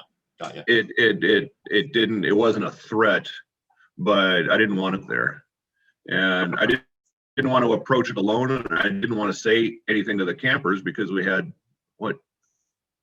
3 girls in camp, and so I didn't want to scare people, but I didn't want to go out there alone. And so one of the Kenny, the one that got pushed and pulled, he decided to go to bed, and so I intercepted him on the way to the tent, and I say, "Hey, listen, there's something out there. I want you to come with me. Grab your brightest flashlight and let's go out there." And that's all I told him. So he really had no idea what was going on. And so at that point, once he got his flashlight, all of a sudden, I was like not in control of myself. All of a sudden, I just took off, left Kenny behind. He's behind me, but he's trying to catch up. And I'm barking orders into the woods, saying that you do not belong here. Unless you can prove to me that you're serving our best interest, you're banished. I said banished. You're banished from this camp. How many times do you say that word? You never say that. I don't know where that word came from, but that's what came out of my mouth. And I was very insistent, almost aggressive that they go. And I'm flashing the flashlight, trying to see if there's any reflection. There's no reflection. There's no feeling. I don't feel any. I don't have that energy feeling at all. Maybe at first, but it was gone in a second. And Kenny was flashing around. He kind of understood what was going on once I'm barking orders, and that was it. I had my say, and it went away. The camp was fine. I never saw the lights afterward. So it's interesting that when they left and went into the forest, he didn't tell any of us what was going on. And so it went from a very positive, wonderful little campfire conversation to all of a sudden there was fear, negativity, curiosity. People were getting scared that we didn't know what was going on. So the whole energy shifted to kind of a negative campfire. And so when they came back and told us what he had seen and what was going on, then it was like, oh my gosh. I mean, we knew we were the only ones out there for miles. No. What was this gray rod coming through the forest that was so negative? And now there was fear, there was anxiety, questions. It's like it accomplished its mission, maybe. I don't know. But it was like, oh my gosh, we cannot get caught up in all this negativity. We've got to figure out how to keep it positive. So I think at that point we started grabbing our drums and just started trying to shift the energy back to a positive. Oh yeah, we did. We lit sage, blessed each other, cleansed the area, did our drumming, and just got back into a real positive mood and shifted that energy back. And I think that's important. You got to listen to your intuition. Your intuition speaks from within. And so you've got to listen to that. But the other lesson was not to fall into the negativity. If you want to have a positive experience, you need to go out there with positive energy. And if it's not positive, you need to figure out how to create that and build that. So I think that's been another lesson for us. We go into camp now always cleansing the area with sage, protecting each other from anything that's not for our better good. I mean, it's a very spiritual time, and we want to connect with the forest people, and we ask them for that. And we appreciate them, and we actually say thank you to them for coming in and sharing what they want to share with us. So we always are attuned to our own personal vibration out there and energy, as well as anything that's for, like the gray rod that was negative, and we need to stop it, clear it, protect us, and carry on. So I think that was another great learning experience for all of the campers. There were only 6 of us, but it was. What did you just say about understanding each other's vibration? Mm-hmm. A positive vibration. That you feel it, or you're trying to promote it? Probably both. I think you can feel negativity in the air, or when somebody's upset or angry or hostile, or you can feel that, or happy or joyful. And I don't think that's limited to just people. I think that's limited to the camp or the area that you're in, because that's what I felt. I felt it's not like an energy that I feel internally, but I felt that area, the whole rod event, when that was happening, I could feel that something was negative there. Sandy felt something that was negative in the air at another camp that we were at this year. We had some amazing experiences. In fact, we'll show you some slides here. But that camp started with a very successful elk hunt. We were in a elk hunters camp. They were packing up. They had a trophy bull. It was magnificent. But they just pulled it out of the hillside right behind where we were just setting up camp. We're going to spend like 3-4 days out there, 3 or 4 nights out there, 3 nights. And that had put a mood on camp, kind of a somber mood. And so that night we lit sage, we lit incense. I grabbed that native drum and I was banging that thing. I tell you what, there was not even a bird chirping that afternoon when we were unloading the car or the truck because of the kill. And I don't know, I'm not a hunter, but I don't know if that's normal in the forest when there's a kill, but every animal, every bird, everything out there knows that one of their own is gone. Wow. I swear. And man, I grabbed that drum. Describe that, Sandy. Is it a feeling? How do you feel? How do you interpret that? With a feeling? Is it an energy, a feeling? How do you feel that they all feel it? The other animals? Well, they obviously, I mean, that's their home, that's their habitat. They know every tree, every leaf, probably every frog, and they know a human took one of their own. Yeah.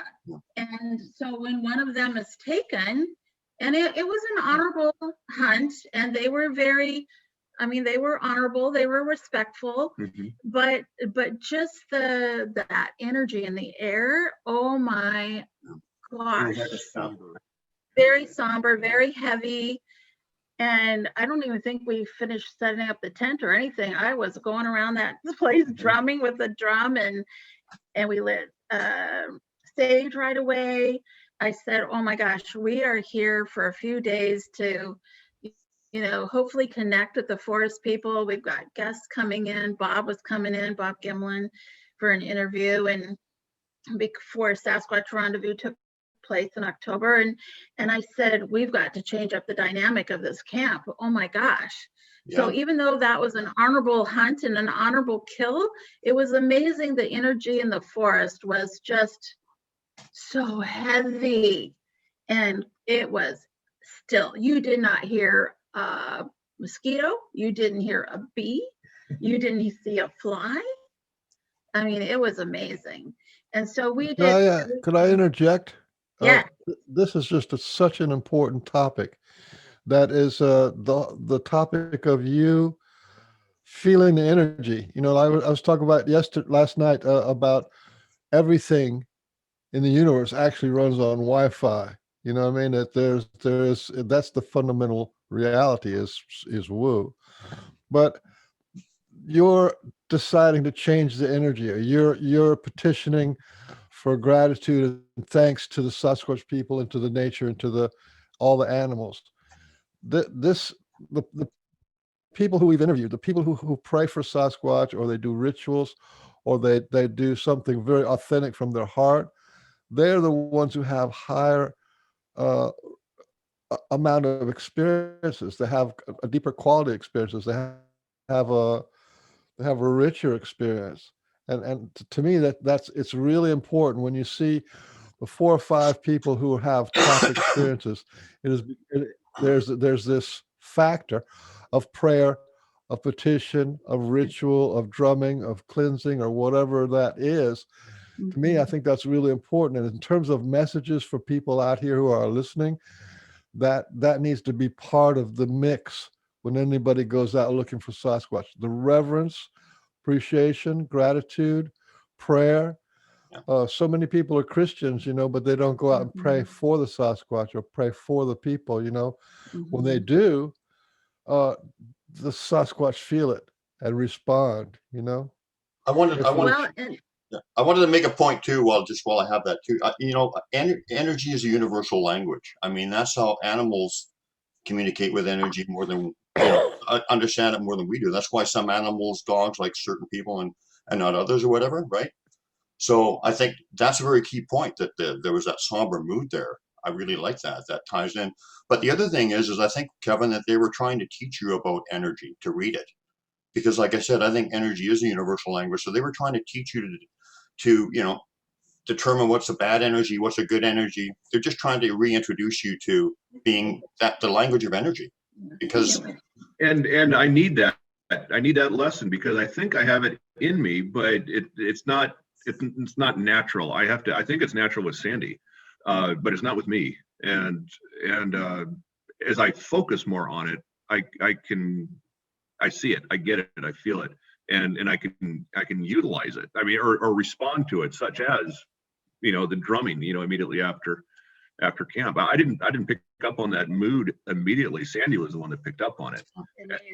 And then once I stopped and listened, it was like, oh yeah, you do feel this. I mean, it takes me a moment. I'm always a step behind, but I catch up quick. so I think that is a lesson for me, and I'm a slow but persistent student. I think that it wasn't something that we started out doing with the BNG group. We would go in and camp just like normal campers. But once we started, I think it was with Mitch, with the new group that came in, he brought up the idea of meditation, and he's very spiritual and honoring, the forest, and so he would have us, we would drum, and he would do this meditation stuff. And at first it was very uncomfortable, I would think, if I remember right. People were kind of uncomfortable with it. But now when we go into camp, and we've been doing this for several years now, is we'll light sage and we cleanse the entire camping area, because we don't know what has taken place there before us, and we know why we are there, and we want to make sure that we have good, positive, we have good positive intentions towards being there and communing with the forest people, but we want to make sure that any negative energy is not allowed within our perimeter. So we kind of protect our area and just cleanse that energy, cleanse that air, cleanse that earth, cleanse that part of the forest. And we've had some really incredible events happen. So I think it is extremely important. You need to be aware of your energy and what you're putting out and what you're taking in. Absolutely. Yeah. I've had the exact same experience with doing smudging and ceremonies and whatever. The activity gets pretty incredible. Give us an example of one of the times that got really amazing when you were doing a ceremony or smudging or something. Do you have an example? Well, you know, the fun, I could do the fun thing right away, the coins. So Should I was we do going to that? say the very next morning Let's see, at, where are at those? this same camp, the very next morning, I think you got this, we had this happen. You were the one that said that. Right. This started at 10. First picture on the left. I'll let you say it. Okay, well, so part of our, the same moment when we were cleansing this area and changing up the energy, and Kevin and I were the only ones in camp. Now there were fires burning all around us, but where we were, and there was smoke, but where we were, there was very little smoke. And so we went ahead and decided to stay in camp. The elk kill happened. The silences was in the air. We tried to change up the energy. Smudged the hell out of the place. Yeah, so literally. So then I decided to try and set up some offerings. I don't do food anymore, but we usually take objects with us to share with the forest people. And this time I really didn't bring anything. I was on a mission. I was very focused. And so I saw these, this outer bark, semi-rounds of outer bark that somebody had taken off a tree, and they'd piled them up. So I went and got those, and on a stump, I decided to create this little display. And so I had part of the rounds upside down and balanced. I had green pine cones in there, kind of layered. And at the very top, there was a round, semi-round, half round, a piece of bark. And we had dug through the change and came up with a quarter dime, nickel, and a penny. And so I put them on there. And the picture on the right, no, on the left, excuse me, is the coins as they were left. 10 o'clock at night. Right. Before I went to bed. And they're all heads up except for the penny.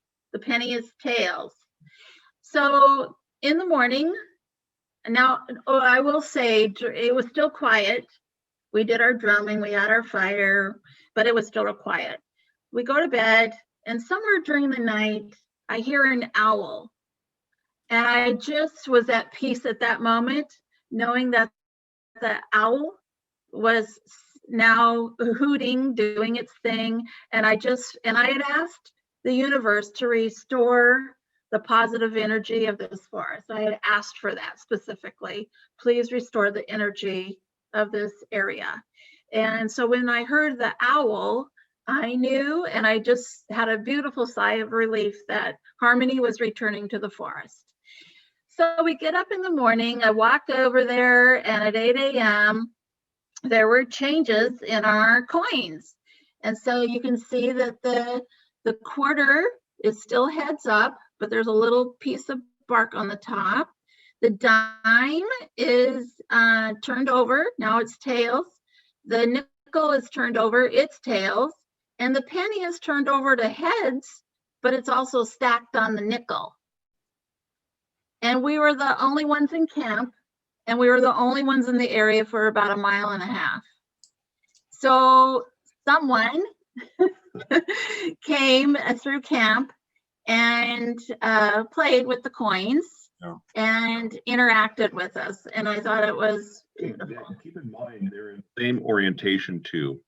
And the way this bark was built up was to be intentionally tippy.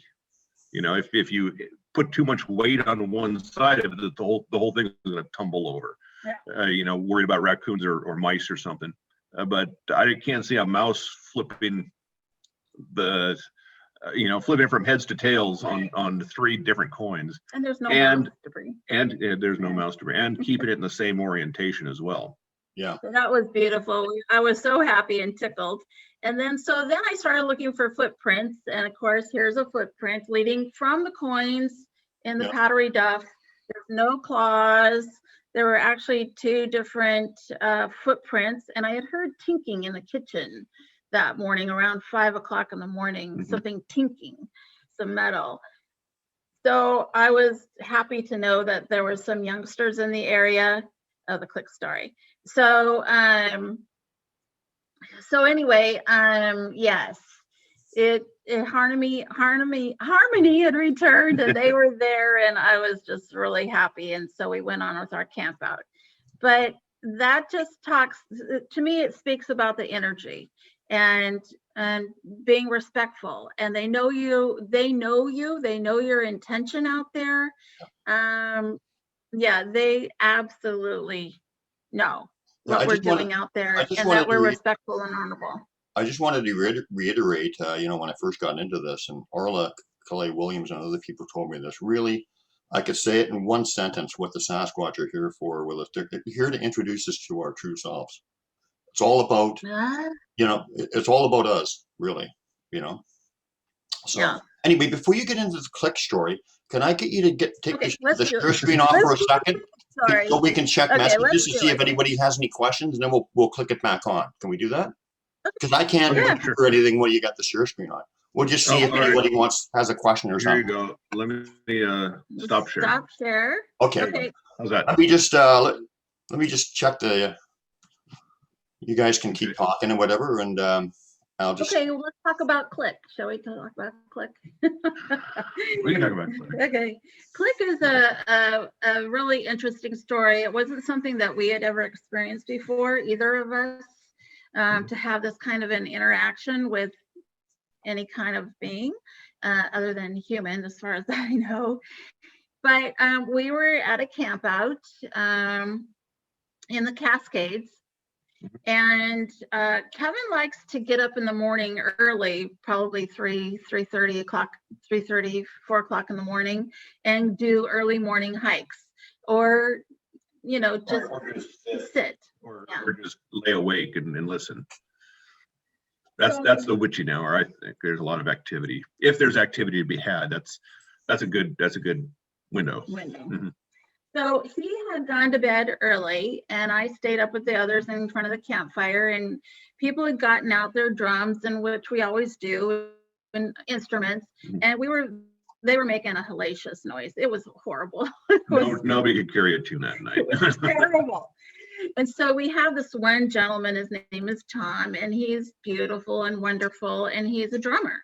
And he listened to this racket, and then all of a sudden he says, maybe we could all just start with a simple beat, and let's just start with a beat. So we got onto this beat and ended up making this beautiful drumming noise. Okay, so then I decide, okay, I'm going to go to bed. So I go and join Kevin in the tent, and I'm just starting to doze off, and I get the jab in the ribs because there was clicking outside. I never did go to sleep because of that awful racket outside, and so I was kind of. Kev, did you want to put the share screen back on? Is it going to enhance it with the share screen? No, this is fine. Okay. No, this is fine. So anyways, as soon as I thought I heard some clicking noise outside the tent, we had a little gifting area, probably 40 yards from the tent, and just some little blue toys, marbles, and marbles. There, I heard, the sound that you make when you roll marbles in your hand. It's got that very unique marbly sound. We're just rolling. I thought I heard that, and so I was kind of focused on that, thinking, what in the world is that? And I forget exactly when Sandy came to the tent, but I was on alert by the time she got into the tent. And then once she started to sleep, I heard it, two individuals. I heard two clicks. It sounded like two different individuals, two different tones of voices that were going back and forth. This is after I heard the marbles rolling around, and the marbles were rolling around over by the gifting area. I heard the clicks over by the gifting area, and then I'm hearing the clicks coming closer, and I'm getting more focused on it, and not saying a word, not talking to Sandy, just hyper focused on this. And then I, just one click at a time, and then the second one would respond. And once it closed half the distance between the gifting area and the tent, the second one, the smaller of the clicking individuals, stopped. And that's when I started to wake up Sandy. As it very slowly, I mean, this is the course of 10 minutes. It covered 15 yards, very slow, but very steady.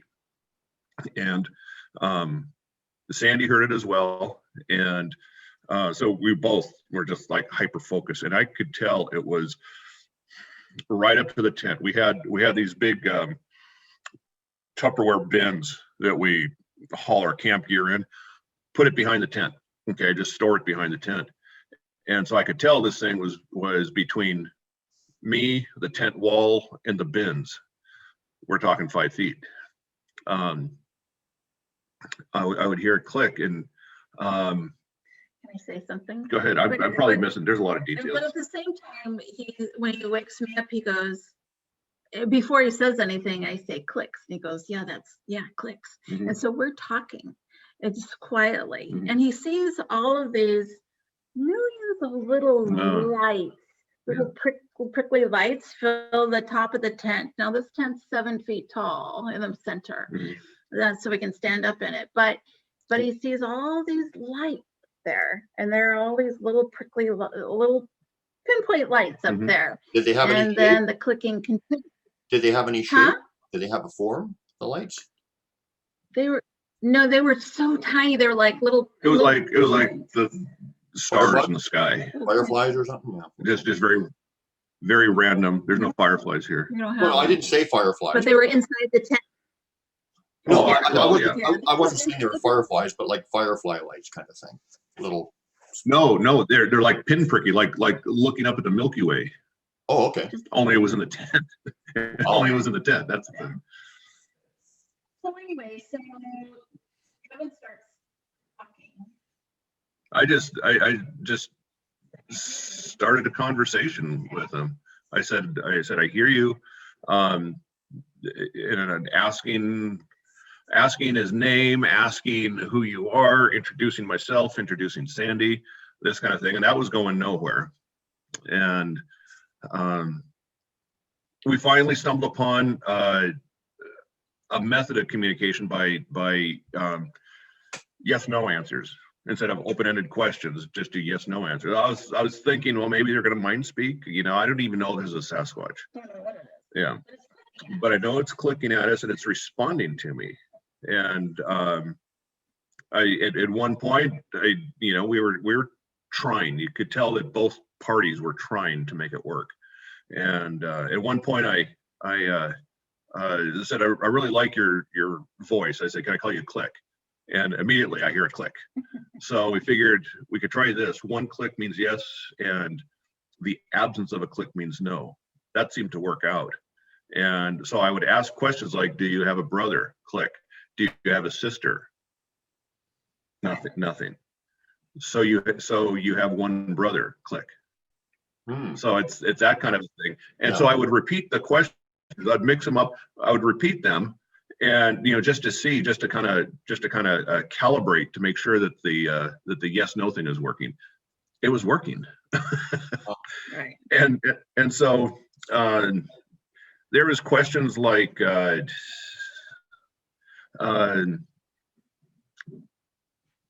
is your the brother, the sister, father, mother, could I meet your father? At that point, I was really interested in talking to an elder. It's fine talking to because I got the impression, I asked how old he was. And I think we came upon 3. I'm thinking 3 years old, but I don't know what his frame of reference is. So I said, how old are you? Well, that's an open-ended question. I go, are you 1 year old? Are you 2 years old? Are you 3 years old? Click. And so you're 3 years old. Click. So again, recalibrating that question to make sure that we're on the same communication page.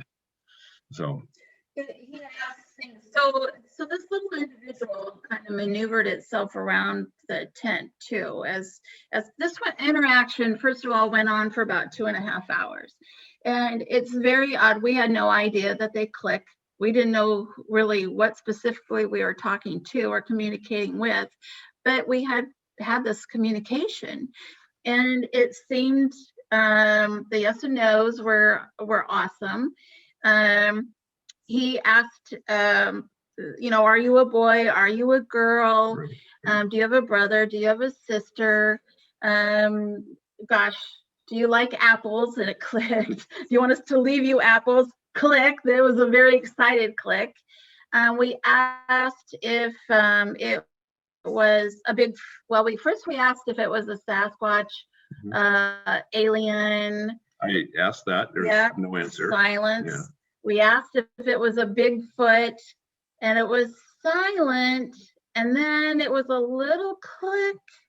And I started laughing. I started giggling. I was like, did he check his feet? Just to make sure he was a Bigfoot. I know. And it was like, so he never actually, we weren't guessing the right word, and he probably doesn't know what we call them. Right. So there was really not a clear answer as to what he was. You asked if he lived in this valley, click, in this forest. You asked if he lived in a cave, and there was silence. You asked if he liked the snow, and there was hesitation, and then a little click.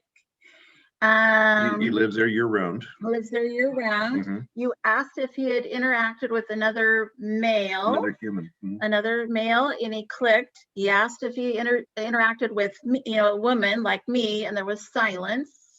He asked if I could ask questions, and there was silence. So I took it as he was being shy around women, and I was sorely disappointed. There are couple things here.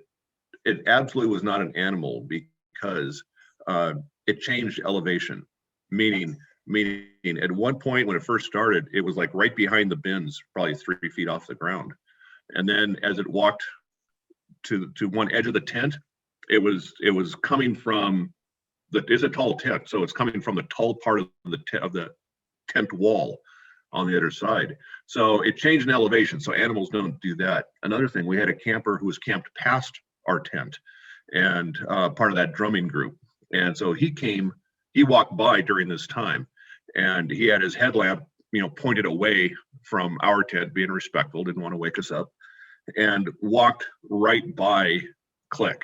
I mean, within arm's length, because at this point he was high on the tent, or he was on the corner. He was still on the back side, but on the opposite side of the wall, right next to the trail. So all he did was just hide, didn't run away, stayed there until Mitch walked by. You could hear Mitch's footprints fall away, and he continued to click. So he didn't run away. He wasn't afraid of Mitch. And I will say that Kevin has got this beautiful deep voice, and he was talking lowly, and he was very calm, reassuring. Even though he would ask repeated questions, there was a great dialogue. And at one point, Click went around the tent to our heads. He was right outside the tent at our heads. He almost did a 360. I mean, it took an hour to do it, but he went around the tent 360 style.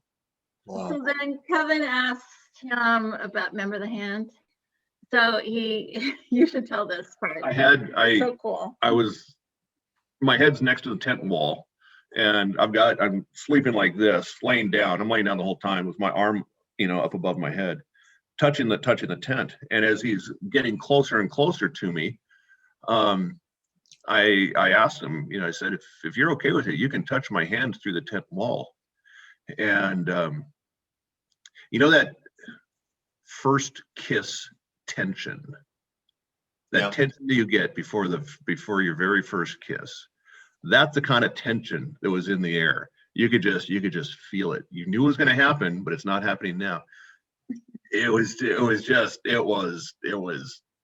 visceral. You could just feel it. And so as I've got my hand up on the tent like this, I feel him poke his finger between my fingers. The tent, the fabric of the tent, I'm like this. This is the tent wall. It goes like this. It goes like this. Twice that happened. He did that twice. Now let me ask you. I mean, maybe not as important for us, but for some people listening. And did you ask them verbally, or were you thinking? It was all verbal. It was all out loud. It was all verbal. Okay. Yeah. All right. Audible. Mm-hmm. Yeah. Right. And he and I would talk back and forth real quietly. But Click obviously didn't want to talk to me because I could ask it a question and it would be silent. She would get no answers. She would ask the exact same questions I would. Yeah. She would get no answers. I would get answers. Yeah. And then at one point, you had to leave the tent because somebody from out on the road was shining a light into the forest, and you'd see the branches of the fir trees on the tent wall and that kind of thing. Yeah. So he told Click exactly what he was going to do. He was going to get up, unzip the tent, put your boots on, go out, talk to these campers because they shouldn't be putting their lights into the forest, and they had no idea what was going on. So, and he told Click, he said, I hope you stay. I'll be right back. I hope you stay because I want to continue to talk with you. And so he did. He did everything he said. He told him he wouldn't look for him. He reassured him. I didn't. I kept my flashlight low. Yep. And there's a trust there. You have to Maintain, respect this trust that you're trying to build. So he gets up. That leaves me in the tent. So now I'm like, I'm talking real quietly to Click. Click doesn't respond. He's still there. He's still at the head of the tent over our heads.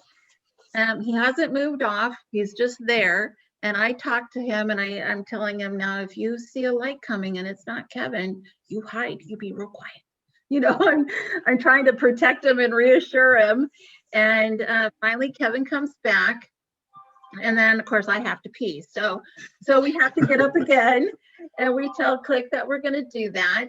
And that we'll bring him back some apples. He was excited about that. He clicked about that. So we went off, peed, came back, got back in the tent, and probably within 10 minutes, the conversation continued then until it was just so late and we were so tired. And we finally told Click that, we needed to get some sleep. And he clicked and you could hear him move away and he clicked as he went down the hillside. And the next morning we looked out there and there were 9-inch footprints outside the tent on the corner. That must have been Click's. They were totally toes and everything. Wow. We did hear a good point. Amazing story. It's a great story. I listened to it again. I listened to that story again, tell it again. And it's like, this can't be happening, but it did. Yeah. And I remember another detail just now. When I came back, I mean, it's phenomenal that he stayed there when I exited the tent and then came back. And before I got close to the tent, I would say, I'm here. I'm going to go in the tent, unzip. Sandy and I discussed whether or not we should go to the bathroom. And the moment we made the decision, we didn't say anything. As soon as we agreed, yes, we're going to go out again, then that caught him off guard. He was right outside the tent, and you could hear a double step, like, oh shit, they're coming out. You could hear a double step right outside the tent. And there was a footprint out there the next morning. I don't know if it's from that double stomp, but you absolutely could hear him as soon as we made the decision to go. Then he knew what was happening, and he had to get out of sight. Kevin asked him, do I look like you? Do you look like me? And there was no response. So we took that as a no. And you asked if he would come back the next day, and he clicked yes. And you asked if he would bring his father or mother, yeah. And there was no response. Yeah. Let me see what else. He didn't come back the next day, but I have well, I'm paying attention now that I've witnessed this or heard it. I've heard clicks before in different campouts, and you can tell the difference now. I can tell the difference between a stick break and an insect or a forest person click. And now I never saw it. I don't even know if it was a forest person, but something that could move, something that had feet, because I heard him step. We heard him walk away. He was intelligent, could communicate, answer questions. You know what I'm really taking out of this? is not only that you ask the question a couple times to verify them, but what I'm really liking about it is that the questions where he was wondering about, there was the pause. You could sense him pondering, and a light click, like I'm unsure.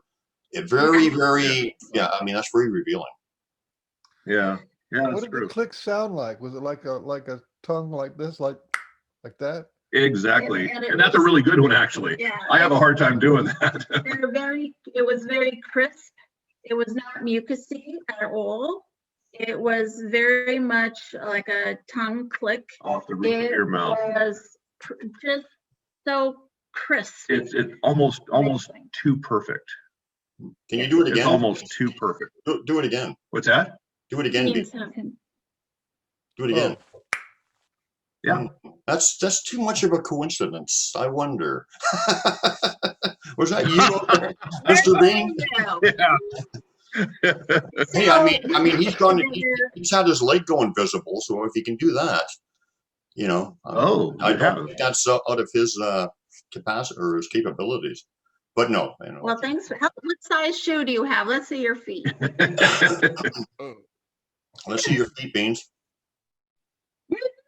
Aha. Too big. That's too big. Well, too big. We actually when we got home, I started reaching out to other people that had much more experience than we did, and has grown up with them, and they were like, oh yeah, they click to each other. That's one of the first modes of communication that they have is clicking. And so I thought that was fascinating, that because I had never thought of a click as being a possibility in communicating with them. It really rang a bell with me. So that was really cool. And then the other part of the, oh gosh, what was I going to say? The clicking thing. So we knew that we also looked up animals for our area, because it's important. You need to know what animals, pests, mice. Possums. Possums were the only animals that click that we have in our territory. But then that possum would have had to stay for 2.5 hours, have a conversation with us, and grow 6 feet tall, and have a 9-inch prints, and understand everything you were saying. Right. Repeatedly. Yeah. So, right, yeah. I mean, we're not scientists. We're amateur people out there, just like everybody else. There's no experts in this field, but there are people that have great experiences and have knowledge that we don't. And so that's what we are always trying to seek, is more understanding.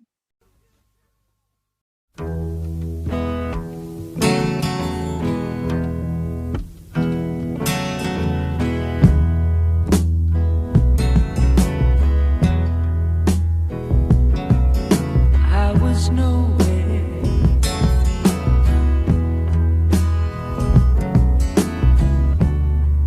till you changed my mind. Love is sent through me and good to you.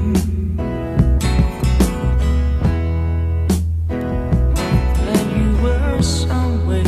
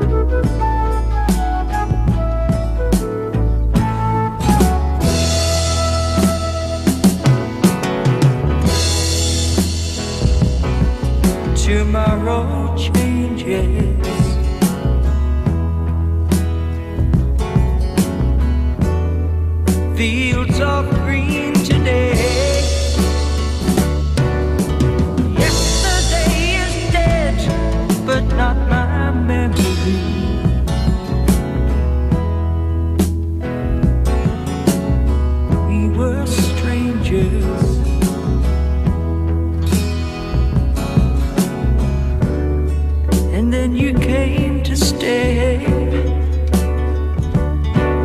A sweeter spring no morning sings to me.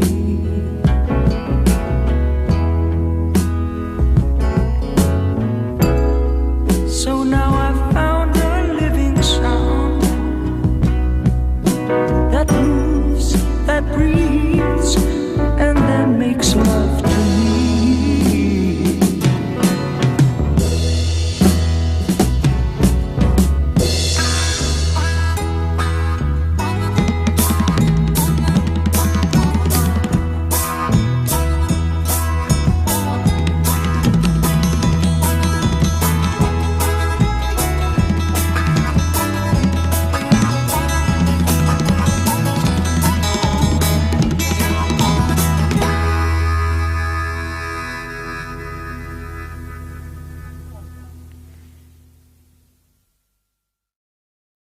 I have a question for you, Sandy. So your sister kind of got you interested in the subject, right?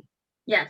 Where is she where is she right now? Is she still like, is she got her own little journey going on with them?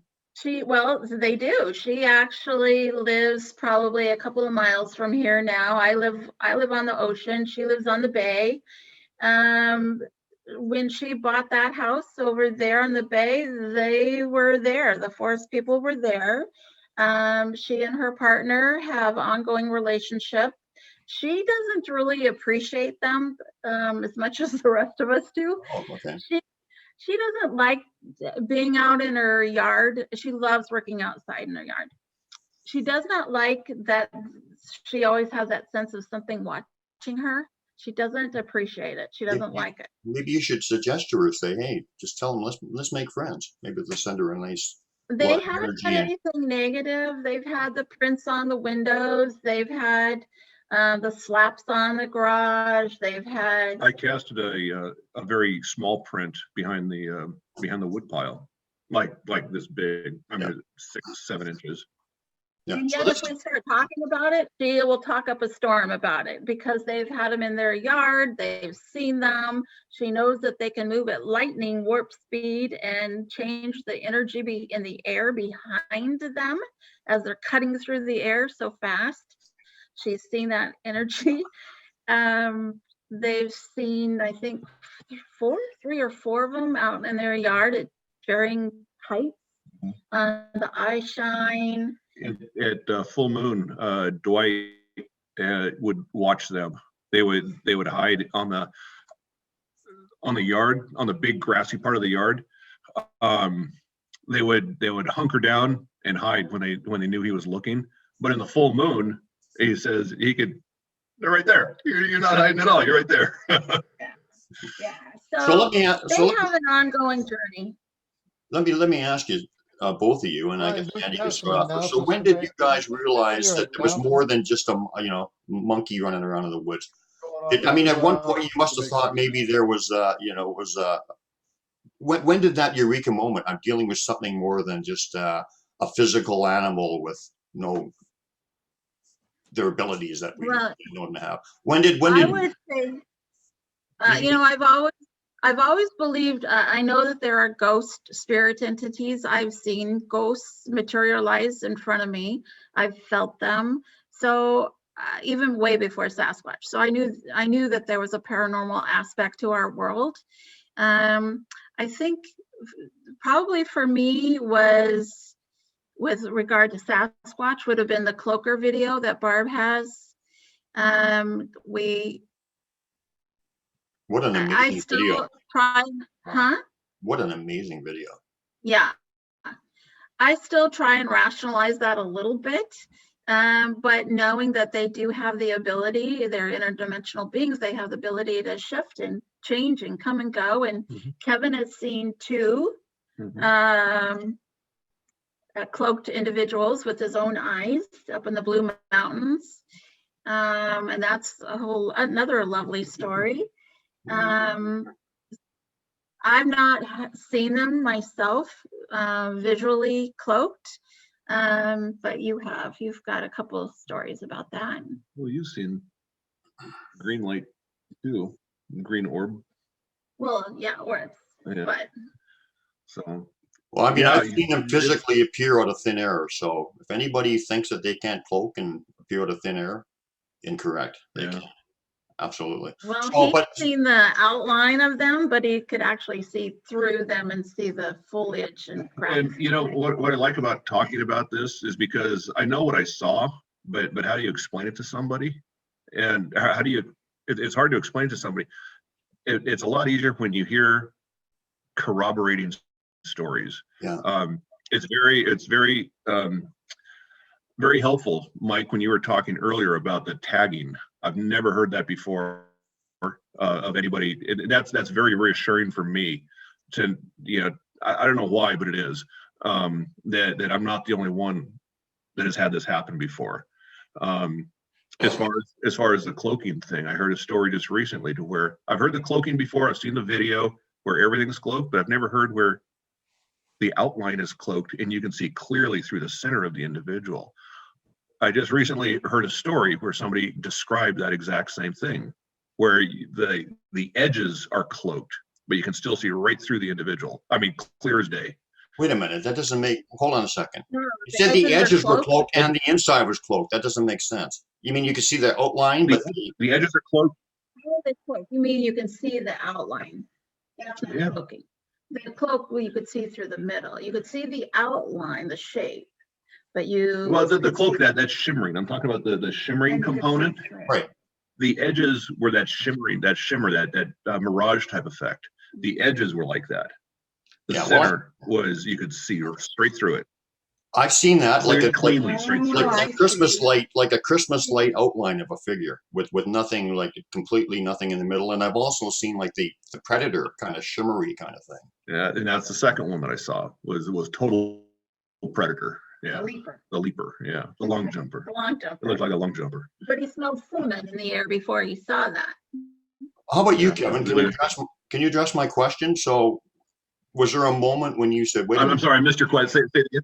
Say it My again. question was there a moment? I mean, you've always been interested in Sasquatch all your life, but at one point you might have just thought that they were like North American apes or something running around in the. I don't know what you thought. I'm going to give you more credit than that. I think you probably thought they were more than that. But when was there a moment when you said, "Oh wow, there's definitely more going on with these guys than common knowledge or whatever"? I don't have a hypothesis. I never did have a hypothesis. I was just wanted the clues to lead me, and the clues that have led me is that from childhood I've had those events, and I had the 800-pound owls. You hear that in the woods. I've seen structures. As far as paranormal aspect of it, or going from flesh and blood to other. Probably was on I was doing a solo hike on a beach hike on the Olympic Peninsula, and I was 2 nights from the trailhead, and on the second night, I was on a gravel bar on the high. I was above the high tide zone, but I was on the beach, sheer cliff behind me. I mean, sheer cliff, clay cliff. Nothing can come from behind me, and nothing is going to walk that shoreline. Because you don't know what the tides are. You have to see the tides. Anyways, I'm on this gravel bar, and it's it's like this size gravel everywhere. It's all rounded and very loud. Walking across it is very loud, but and I don't know why I picked that area, but I did. I had to set my tent up in a nice area up against the hillside, and sat into a piece of driftwood and read, and fell asleep reading. I had my headlamp on, and I just fell asleep reading. It was probably midnight by the time I woke up, and I woke up to a very heavy pressure, like 2 big thumbs pressing down on my knee. And I heard, it didn't come through my ears, but I heard a voice that said, "Kevin, it's time to go to bed. And I immediately woke up realizing nothing could have walked in on me because of the gravel. I'm thinking it was a bird landed on my leg. No, you feel claws. This was a round. It wasn't painful, but it was enough pressure to wake me up. And then the message, Kevin, it's time to go to bed. And at that point, it's like, maybe there's more to these things. I wasn't thinking SAS. I'm looking for them. I was not as hardcore as I am now, back then, but always on the lookout. But at that point, I realized there's more to this than flesh and blood. What a great story. Yeah. Very cool. There's lots of those little things that we have there. It's amazing when you get poked through the tent and you notice that the fabric doesn't. Yeah. The fabric is not, it's the tent's not collapsing and the fabric didn't flinch, and you're 3 feet away from the edge of the tent, but yet something has poked you or something pushes you on the back of the shoulder and there's nothing behind you, and you flinch. I mean, your body reacts. I remember the first time, probably the only time I was actually touched on the finger, and a warm blooded finger touched my finger and ran its finger down my finger. And my instinct was to pull away and went, who touched my finger? But there was nothing there.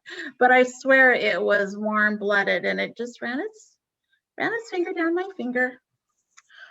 I mean, there's just all these little incidents that occur. There's another Not that little. They're pretty major. Okay. Well, going back, Brian, to what you were saying think about it. Oh. Yeah. When I said that defining moment, that there could be more to SAS, I'm not saying that's the first thing I thought of. I still think that's what it is, but not everything has to be SAS. I think there's more to the paranormal world than just SAS. Mm-hmm. And the reason I say that is because Sandy has a good friend who is highly, highly intuitive. I mean, scarily so. There's stories I could tell you about that. But when I first told her that story, she knows,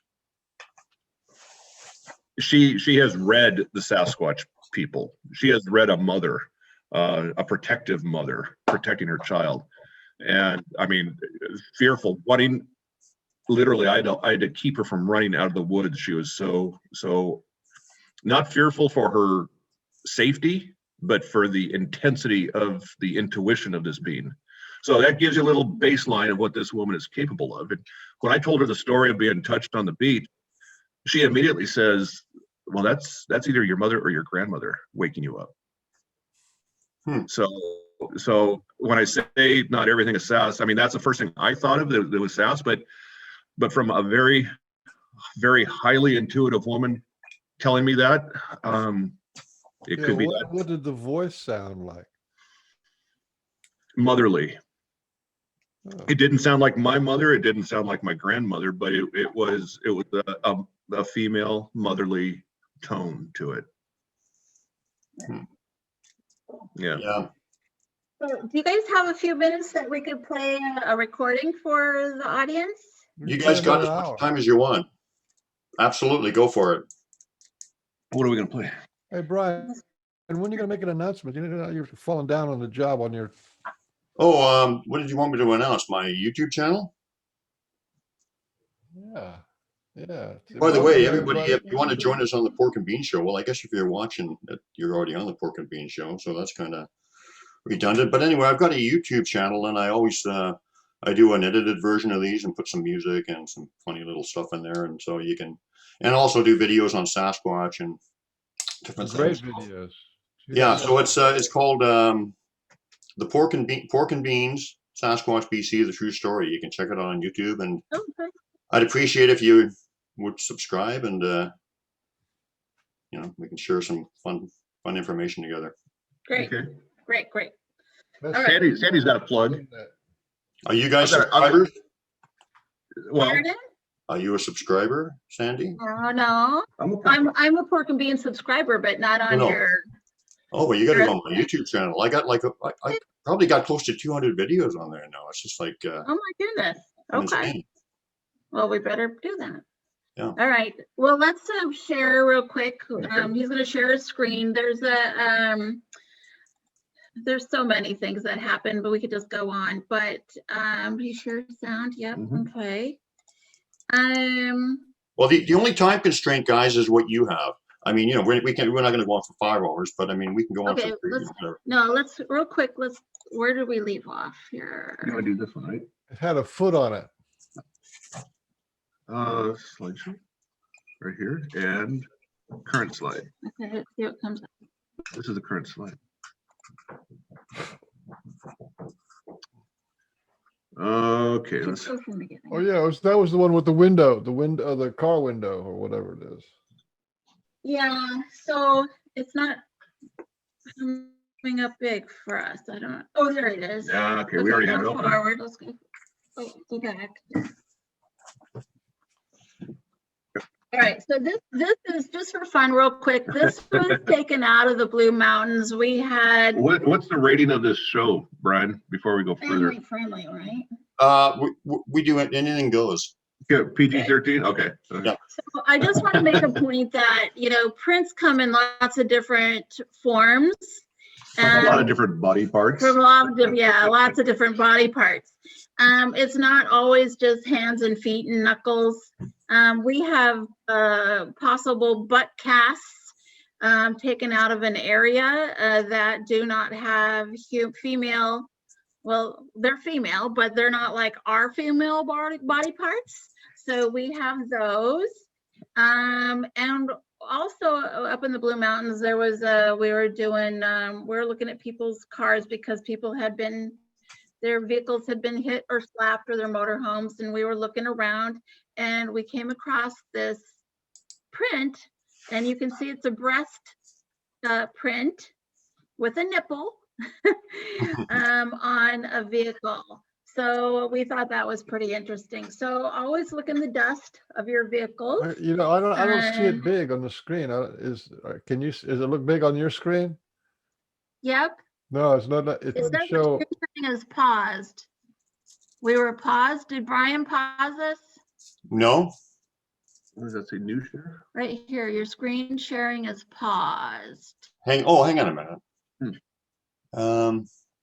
No, I'm viewing your screen share. It's good. So what's but the photos, the actual image itself is not in full screen. It's okay. Let's stop share again. Stop share. Wait a minute. Resume side. Resume share. Right there. Try that button. We found another button. No, that was okay. Maybe. No, because this is still up. I know. Can you click on that? Is that better? Yep. That's it. You got it. All right. So now you can see the breast print in the dust on a truck. Yeah. Yeah, but where is it on the top left?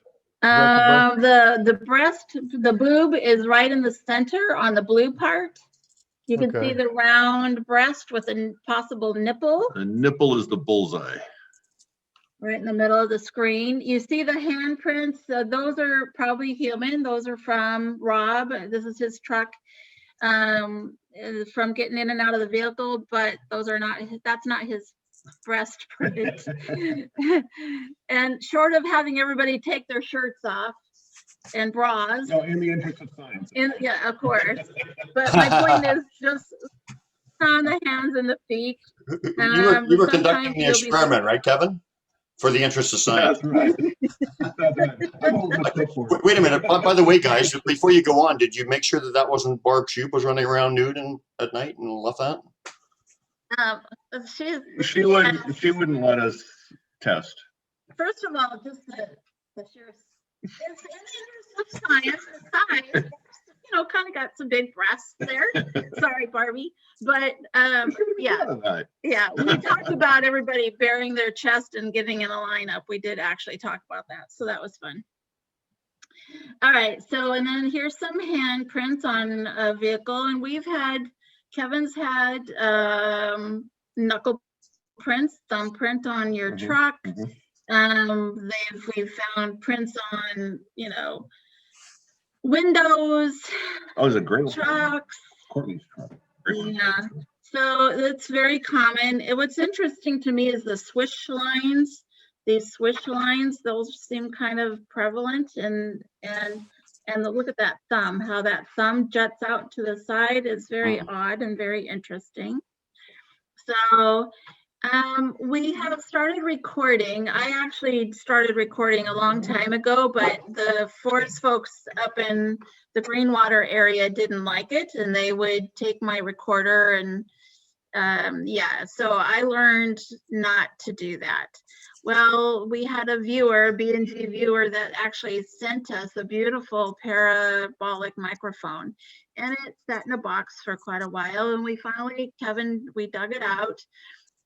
And so last year we started taking it with us on all the campouts, and we went up to the Blue Mountains. First time we used it, and several days into the campout, we recorded what sounds like some screams from across the valley. So when Kevin will play this, I would say if you want to put your headphones on, please do so. You'll be able to hear them without, but you'll hear them better. I think so, yeah. And as the recording goes on, they get louder.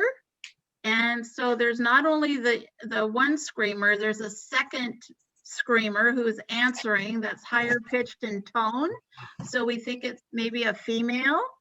But then there's also a third individual near the recorder, the parabolic mic, that seems to be rearranging the forest up on the hillside.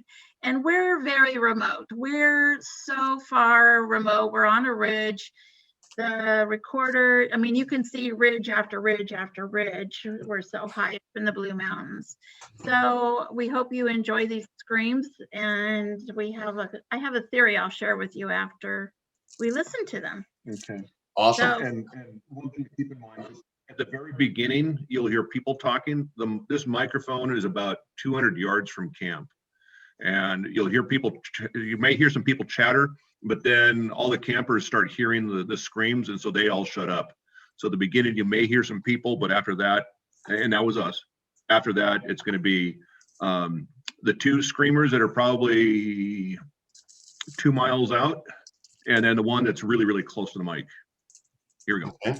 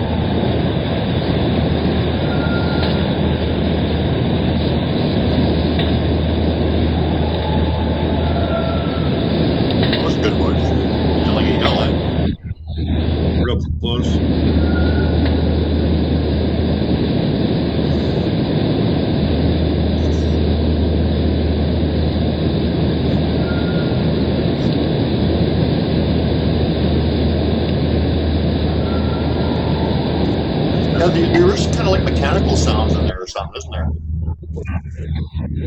Yeah, there is.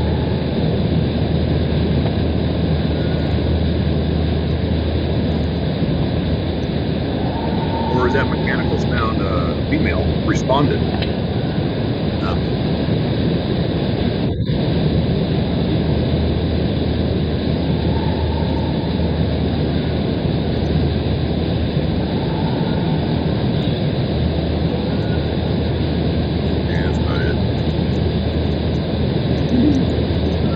So these went on, when you listen to the entire recording, they went on for about 25 minutes. And the rearrangement of the forest went on much longer. It started before and went on through the recording and after the recording. So there was a lot of activity. We'd also, so one of the theories is, real quick, is that, is it a male and a female calling back and forth to each other? Is it mating season? This took place in June. And if their gestation is 10 months or 10 lunar months, that is possible for a spring baby then, so that the baby has time to grow before the next winter. So that was one theory. Another theory was maybe it was a celebration of a birth. We don't know. We're just throwing out some theories. So if anybody has some comments or has heard those before or ideas of what that communication could be about, we would love to hear their theories. I have heard that before, but yeah. Have you? Yes. Well, I mean, the screaming and the yes, I've heard that calling back and forth in my area from the mountains before. Yeah, it's hair raising. It raises the hair on the back. It's very, very eerie. Yeah, it was pretty amazing. We all stood up, went to the edge of the camp, and were just gazing off into the abyss. It sounds very faint, but it was loud enough. I mean, we were playing instruments. We were around the campfire. We were talking. It wasn't late, like 10 o'clock at night. So everybody's still up and rowdy, and we still heard it, beyond above all that. And so we all walked away from the campfire and put down the instruments and just listened for 25 minutes. Yeah.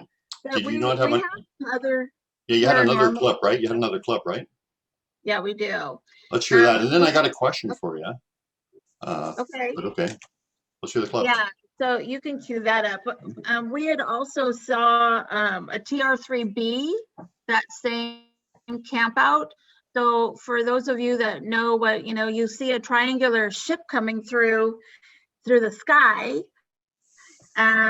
From one side to the other of this mountain range, it was a triangular ship. It looked like a spaceship. And so, and that's not the first time we've had a triangular ship go over one of our camps. It's actually the second time. But one of our campers knew that the United States has a triangular ship. It's called a TR-3B. And so, of course, I had to look that up and found that it's like 10 or 11 years old, the technology is. And this TR-3B has the ability to hover, to cloak, to go a Mach 4, not just Mach 1. It can fly at Mach 4. There's not a whole bunch of information out there. I got a lot of it from somebody. You can only get British. Yeah, it's a British website, because there's nothing nothing available in US websites that discuss this. So look that up. I think that's fascinating, because that is our own ship. That's ours. It's not, but the engineering could be from another source, right? So when it went over camp, it was extremely quiet. It did not make a sound. But there was an escort behind it, and it was not a jet. It looked like the shape of a peanut, and it was very blurry, and we could actually see it, and it seemed like the noise was coming from the Peanut, not from this huge ship that was flying right over us. It was high. It wasn't like right directly over. It was like 30,000 feet normal at altitude. But it was big. But it was big. It was big. And it matches the description. Yeah. We just look at.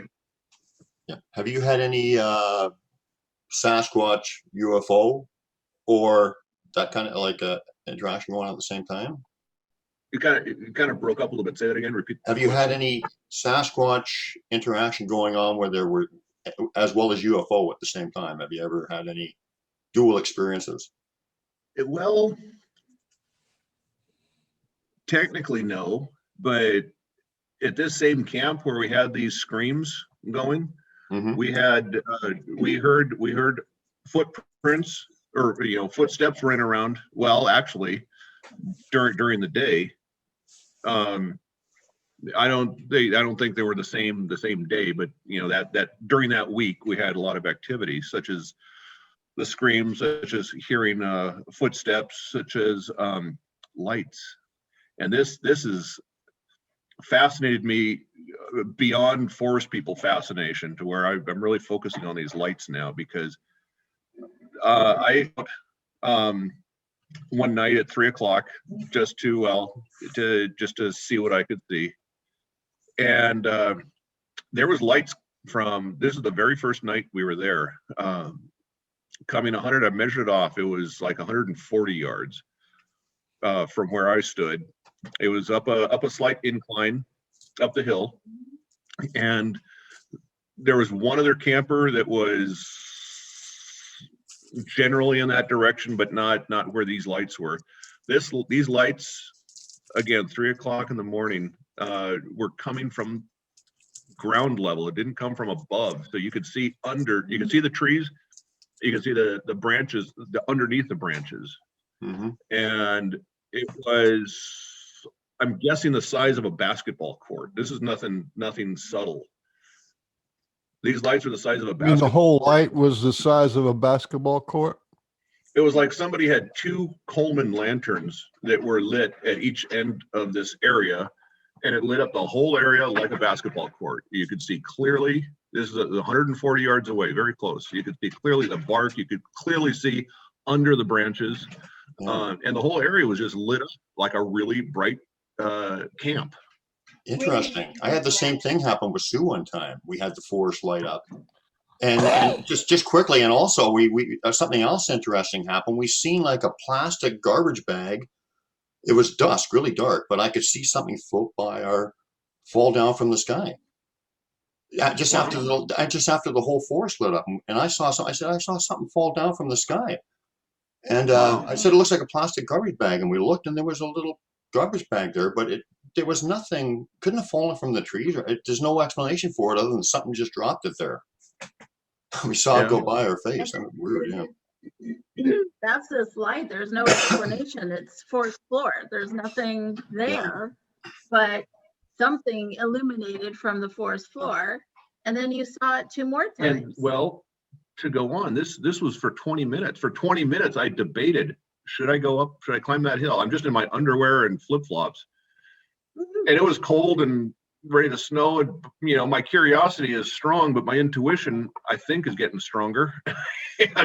and I think my decision was to not go up there. And I regret that. Maybe I shouldn't, but I regret that. I should have gone up there. I so wanted to figure out, because there's nobody up there. I tried to rationalize it, say that one camper way out on the other side was probably reading. Not with 2 Coleman lanterns, and not at 3 o'clock in the morning. It was 3 o'clock in the morning, and it was on for 20 minutes, and it didn't shut off. I went to bed. I was getting tired. Yeah.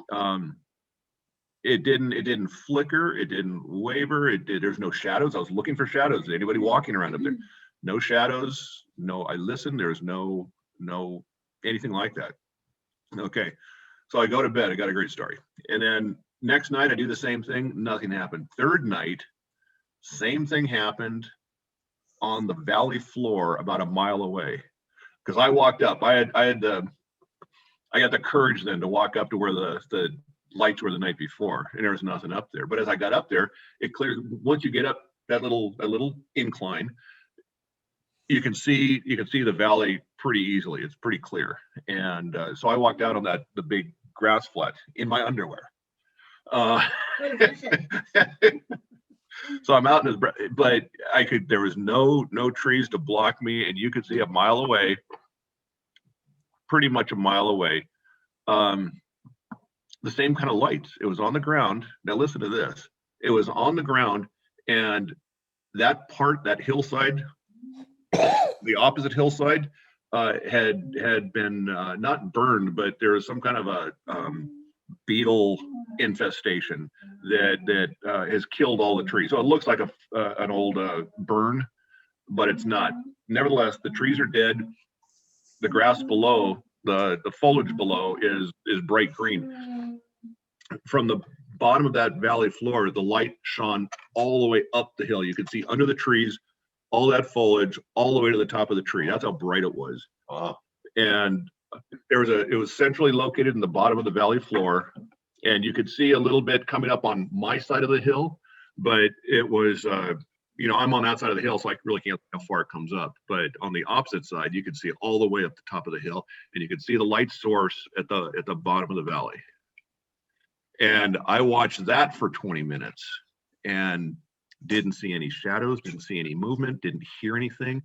And this is all the same area where we had the screamers.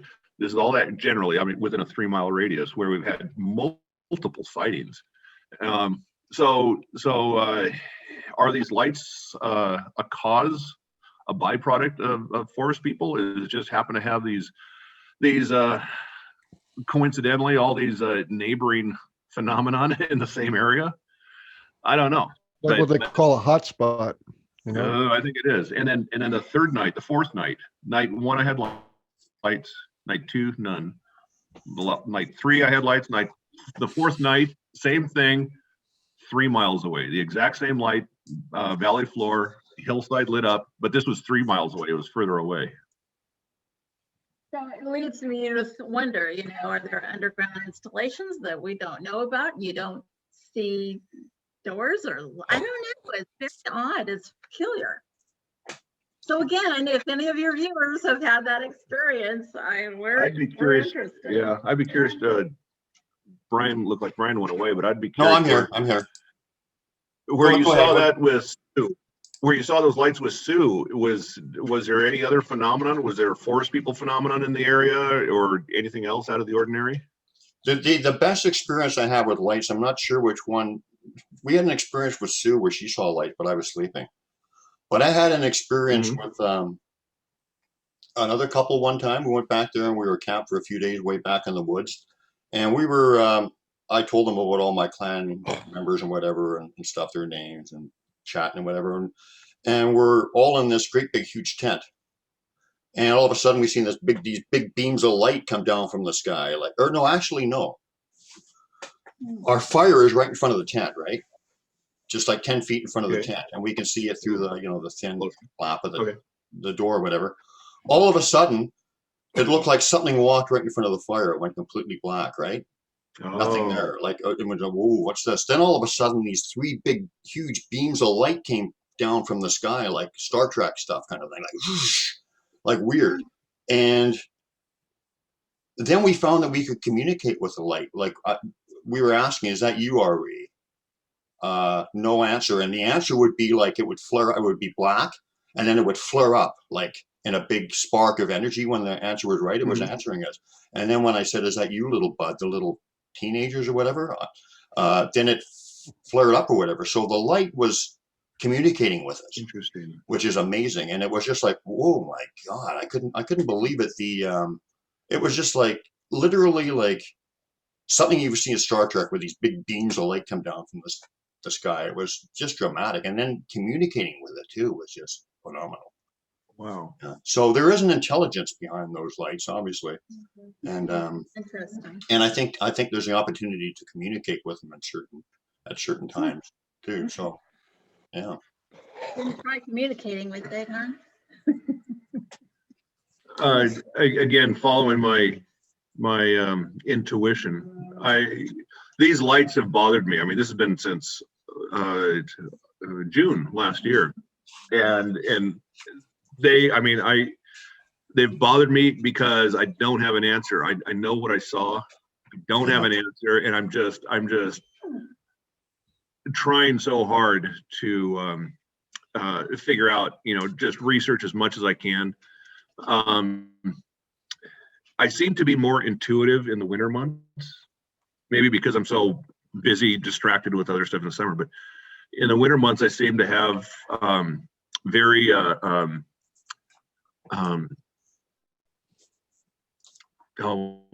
do you want to call it? It's And heightened just intuition. incredible dream.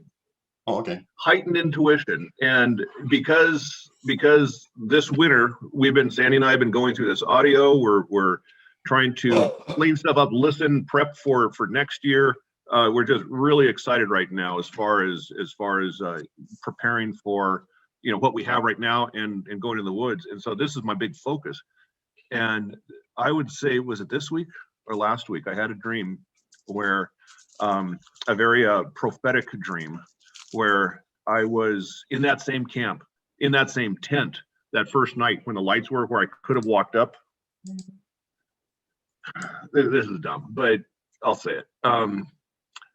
It was a very, very vivid dream where I had this very, very, not young, everybody's young compared to me, but a younger guy, very tall, never saw his face. It was a young, strong, healthy, playful male. It was like a good friend. I mean, that was the impression I got. It was a very, very good friend. Just really good vibe with him. And he was beside me, standing beside me by the tent, between me and the tent. And I'm, again, standing there in my underwear. I'm revisiting that whole evening, that whole event with the lights 140 yards away. And we both, side by side, start walking up that hillside.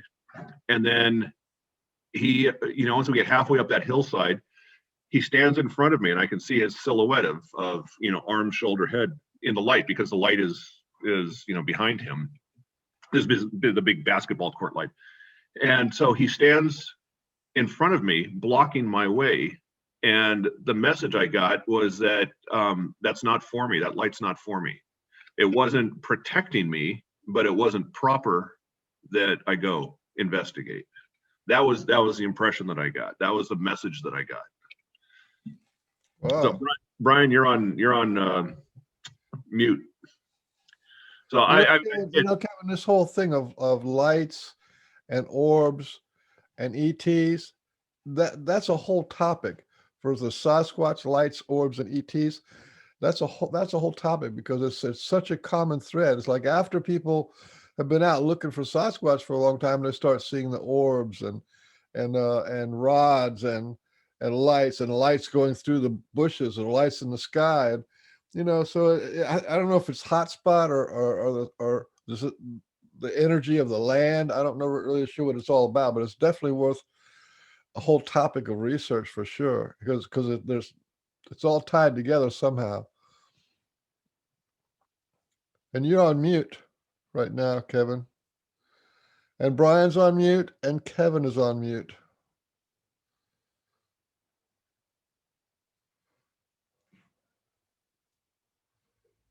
Brian, you're on mute. Kevin? So describe how did you feel, how did you interpret the energy or the mind speak? Was it like a voice? Was it a feeling? Was it thought placement? It was knowing, just simple knowing. I just knew, just like your cell phone's in your pocket. I just knew. There was no,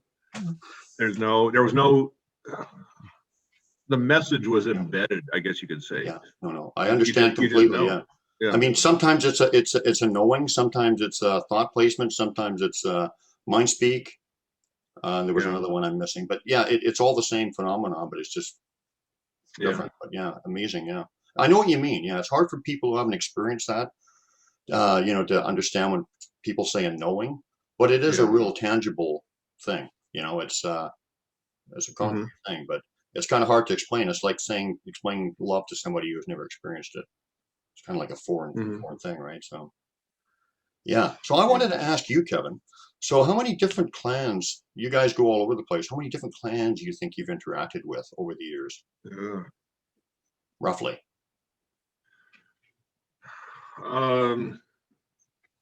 Confidently, Just a ballpark. I would say 6 for me. We probably interact with 6 different clans consistently Okay. from area to area. We have the Skamania County, we have Yakima County, we have the here, the BC, the Cascades. I mean it just, but we keep going back to those specific areas. We're gonna try a new area this year, but we make sure we go back to our specific areas. They know we're coming. That's how I feel about it. They know we're coming before we do. If you're going to be there next year, they already know you're going to be there. Put it that way. But what my question was revolving around is because we know that they are terrestrial beings as well. They have an actual terrestrial life. We see the stuff they do and whatever, right? So what my question to you is you've interacted with a number of different clans. So this kind of speaks to their humanity and the terrestrial nature as well as their interdimensional or whatever. Can you speak a little bit about some of the different things that you have noticed different clans doing? Like some do glyphs, some don't, some are more structures, some don't. Give us some of the different idiosyncrasies or habits that some clans do that maybe others don't. Speak about that a little bit if you could. Well, I think some don't speak. I mean, they'll click, they'll pop, they'll do stick break noises, which I don't believe is stick breaks, but they'll vocalize that way, not with a language. I've heard language before, samurai chatter, but it's always in the same spot. It's not, and with the recordings that you get from different locations, you got those that will sing, you got those that will click, you got the samurai chatter, you got those that remain hidden, you got those that are unafraid, and it will show, you'll see eye shine. Yeah. So I think just like just like anywhere geographically in the U.S., I can't speak for Canada, but for the U.S., you've got just different cultural differences. People in Georgia like to dress up. People in Washington just just stay warm. We're not fashion sensitive that way. So you've got I think it's just as much cultural changes within people in the U.S. or anywhere else. You've got cultural changes in the forest people clans. You've got a real violent culture in the Middle East. I'm sure there's real violent clans, forest people or equivalent somewhere in the world. You got super peaceful ones, Finland, Sweden, Iceland, super peaceful cultures. You've got super relaxed cultures, and like in the South Pacific, what do we get? The Tahiti in the Polynesian Islands. Real laid back island time kind of a culture. I'm sure they. The more you know people, I think the more you know forest people. I mean, in terms of a lot of characteristic, a lot of cultural traits. I think that characterizes it too. I agree with you. Like the guys up here don't show themselves too much physically. In Georgia, they're running all over the place. Apparently, they have not unlikely to have 2 or 3 sightings or whatever during a camp out. Here, they're more of a teaching clan. But there's so many differences, and I think you're right. I think it just comes down to the people. People behave differently in different areas. Yeah. Yeah, definitely. And I also think the way they interact with people reflects the way that the people interact with them. So obviously. Yeah. Oh yeah. Yeah. That's true too. That's true too. Yeah, that's kind of my focus for this year, and has been in the cultural aspects. I want to know more about them, their family, the dynamic of the clan. I want to learn as much as I can about that. So, I had a Facebook post not long ago that was I thought was kind of good, talking about cultures again, and the similarities with people. Just what I was saying. Is the culture of violence, the culture of peace, the culture of education. What other cultural norms among all cultures? You can't. All cultures are different because they're different cultures, but what's the norm between all of them? You have the mother and child relationship, and protection. That is a cultural norm that could be shared across a vast amount. I would imagine that's the same with the forest people. You've got the clan protecting the child and educating the child. That is a component of cultures that can go, cover all. There's always exceptions, but cover all cultures, human cultures. Yeah. I would imagine that's going to be the same in the forest people. The clan protecting and educating the child. What else is there? What else did I say? It was the maternal instinct, the clan protection. Rite of passage is common throughout all cultures. I think some of that touching that people talk about in their tents in the Sasquatch areas, I think that's a counting coup type of rite of passage with them. And then what else is there? Burial. All societies, all cultures will bury their dead. I would imagine the same applies for the forest people as well. I think that you could add in wisdom keepers and healers. There's some very good some groups that are very much into healing, and if you go around them, then you get a healing. I think that guy Matt Johnson, he has people up in his area, the Sasquatch. Almost every time he takes people out there, somebody's getting a healing. That is not common, but it does happen. That energy charge, that energy field that I get when I'm close, I feel it. I think you're dead on target there. I didn't even think of that. How do you feel that? Describe the wisdom feeling. Describe the feeling, Kevin. Oh, it's like it's tangible. It's like goosebumpy. It's like it's all up and down my back and back of my arms, chest. It's like what he just said is dead nuts on. Yeah. So how many campouts you got coming up this season? What were some of the places? She just went through the calendar. I haven't counted them up yet.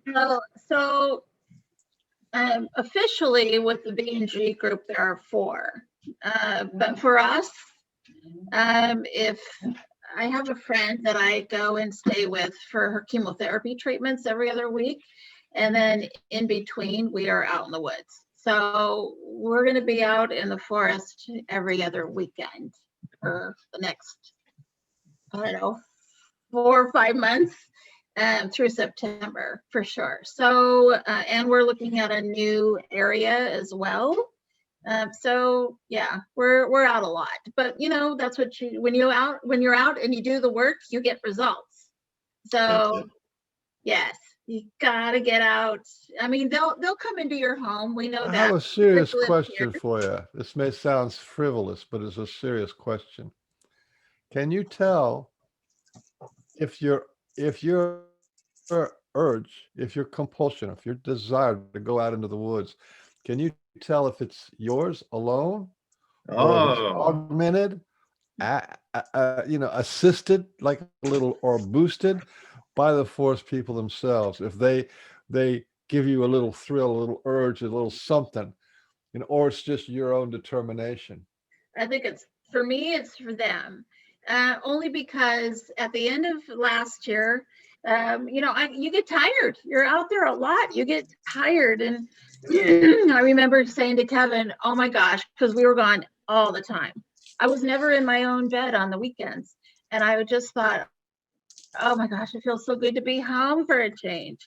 And then I update my journal. I keep a journal. I get it all updated. We're going through stuff. And then I thought, how deeply do I really want to go with this? I kind of do this self-analysis of, where am I in my journey with them? What do I want out of it? How far do I want to go with it, especially with all this other paranormal business going on? And then I'm like pretty complacent through the winter, but then you start catching up, start listening to audios, and the camp season's coming. And it seems to me that for me, it's kind of them keeping me coming back, keeping me out there, keeping me wanting to pack up the truck, make the food, camp, because there's something more they want to share. Every year it's something new, something different, and a lot of affirmation of what we've already experienced. So for me, I think it's them, and then it's each other too. I think it's a combination, maybe. Do you guys He have goes, I'm going. Do you guys have a bucket list as to a place that you've heard about that you want to check out, and why? Or do you have a bucket list as far as an experience or where you want to get to or something that you want to achieve with the Sasquatch? What's your bucket list? As far as an area, maybe you want. My bucket. Go ahead. I like the places that we already go. I would love to go back to BC. I like to go back to the areas that we go to all the time. I would like to spend a month in a certain area of the Blue Mountains. We just talked about this the other day. As soon as he retires, we're out. We are going to the forest near you, and I want to spend time there. And I don't know if that's coming from me or from them, but that's my bucket list. I want to spend more time so that I can learn more about them, their habits, their culture, their clan, whatever. If we could ever get you to pack a little lighter, Sandy, I'd like to take you back into my area, like back 5 or 6 miles back in, and it's a different experience back in there too. But go ahead. Well, I can't carry anything. I can't carry stuff. I carry her stuff. Because I can. Gotta be light. You gotta go pretty light back there. Yeah. Well, I can't carry weight on my neck and my shoulders anymore, so I have to do my little hip pack. So Kevin's my mule, my llama. So sorry for interrupting you. So you basically. Oh, by the way, did you ever check out that area where you wanted to go? Remember, you were going to leave a day early or two last when you were with me, but you ended up staying, thankfully, because a lot of stuff happened. But did you ever check that area out? No. Well, that would be on your bucket list, and that's what I'm talking about, right? Something like that, right? Well, maybe. But I'll be going up there next week. Next week, not Super Bowl. So Sandy, your bucket list as far as where do you want to go with the Sasquatch? What's one of your immediate goals, or just something like that? Where do you want it to take you? What are you looking for? Oh, let's see. What am I looking for them? I'm just getting to know more about them. I mean, they're highly intriguing to me. I want to know, like I said, their family, their culture.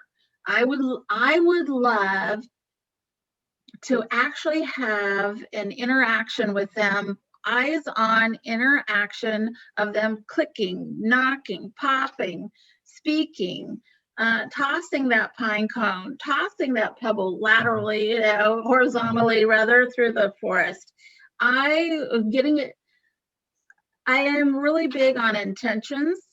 And I tell people, even in our camp group, put your intention out there, ask them for what you want, but be specific, because once you receive that intention, you receive their gift, that offering, you may get more than what you can handle. And I, just because of my own experience, you know, just because I would go around the forest saying, I want to see a Sasquatch, I want to see a Bigfoot, I want to see. Well, then when I saw one that was 9 foot tall and had the shoulders that were amazing, then I didn't really want to see that anymore. I was like, you could have started out smaller, you know, with a little guy, maybe. Maybe. But I mean, so you be specific about what you ask for, and I've learned that because I do want to see them. I do want to interact. I want to have that in my life. I would love, Brian, to have a place in the forest where they were my neighbor consistently all the time. I swear I would just love to have them right out my back door as my close neighbor. Yeah. As long as they're friendly and they're kind, because I would make sure, see my little finger? They were within my boundaries of what I could handle. I think if you go in there with a good heart say, intention and whatever, they're going to be good. You know, it might take them a while to get to know you, well, but I think I do they're hope going to so. be I good. hope They're going to that, be good. That would be my dream too, yeah. to have a habituation place where I live. Sue and I are talking about that, Yeah. where the forest backs into our place. Yeah, that would be ideal. Oh, Yeah. well. I'd also like to sit around with them and just like in a well, I don't know, but a fire or whatever, sit around with them in a circle and just like chat like people, right? That would be my Right. ultimate. I have questions, and I would love them to answer those questions. I do, because it seems like you think you might learn something, but that always has more questions attached to it, and you don't always get all of the answers within your time frame. It's their time frame. Yeah. So Kevin, I was just thinking, you know, Yeah. I can't stop thinking about your face the whole time in the BC trip. You were just like, your face was like, it was just, you were like right in another. It was just another door to the world opened to me. Yeah. It's like, this is the real deal. This is really happening. Yeah. So the same question for you, bucket list, maybe place you want to check out or something you want to do, and bucket list, what's an immediate goal with them, or an end goal with them? Bucket list would be, well, we're planning a trip to New Mexico in May, and because I've always wanted to look into that area. I've always, since I was a kid, fascinated by Anasazi culture, the kivas, what the kivas are for. There's different theories about what they were used for. I've got my theories. So after our calendar has been filled out for the year, we just did that. Next project is to go through the New Mexico trip and get those areas that I've always wanted to go to and investigate and research. Investigated and researched. So yeah. We just passed 3 hours. How are you guys holding up? Well, we'll we go for need to another, probably- just a little tiny bit, and then we'll pack it up. So what was your end goal there? I asked our guests how they're holding up. You're just. Well, I mean, well, yeah. we can go a little bit It's all longer. about you. I don't want to bore anybody. Yeah. You know, how do you? It's all about Porky Cunningham. I'm the star of the show, don't you know? There you go. Now you got some songs. Nobody matters but Pork Cunningham. Yes. I'll interrupt you on the go. Whenever I can. There it is. So what's your end goal? What do you want to accomplish with them? I think kind of along what Mike had said is wisdom, not a wisdom keeper, but a wisdom collector. I just got to know more. I just got to know more. I can't. I mean, I gotta keep hitting it. I gotta keep getting in the woods. I gotta keep research. I gotta keep talking to people. I gotta know more. I don't know why, but it's insatiable. Mm-hmm. Yeah, absolutely. I like that. So is there anything you want to share as far as information on how to, if you want people to get a hold of you, you have any YouTube or website, whatever, anything you want to share with that, and then we can maybe wrap up with some closing thoughts or whatever. Well, we do have, I'll be presenting on Tobe Johnson's Strange Brow radio. Yeah. We're going to be doing audio presentation. It's more of a mechanical. We're going to be talking about audio, how to pick up audio techniques, this kind of thing. It's a very do-it-yourself kind of a thing, but it really helps, especially in February when you're not in the woods yet. There's a lot of mistakes I made on audio recording. There's some great audio I could do better. So I want to share what I know. Scott Taylor is going to be on there as well. He's got good information. Ron Moorhead, he did the Sierra Sounds. He's going to be on there. He's on the ball. Yeah, he is. Tobe's going to be there, and then I'll be presenting as well. So that's February 6th and 7th. February 6th and 7th, Strange Brow Radio. Yeah. You can find it on YouTube or Patreon.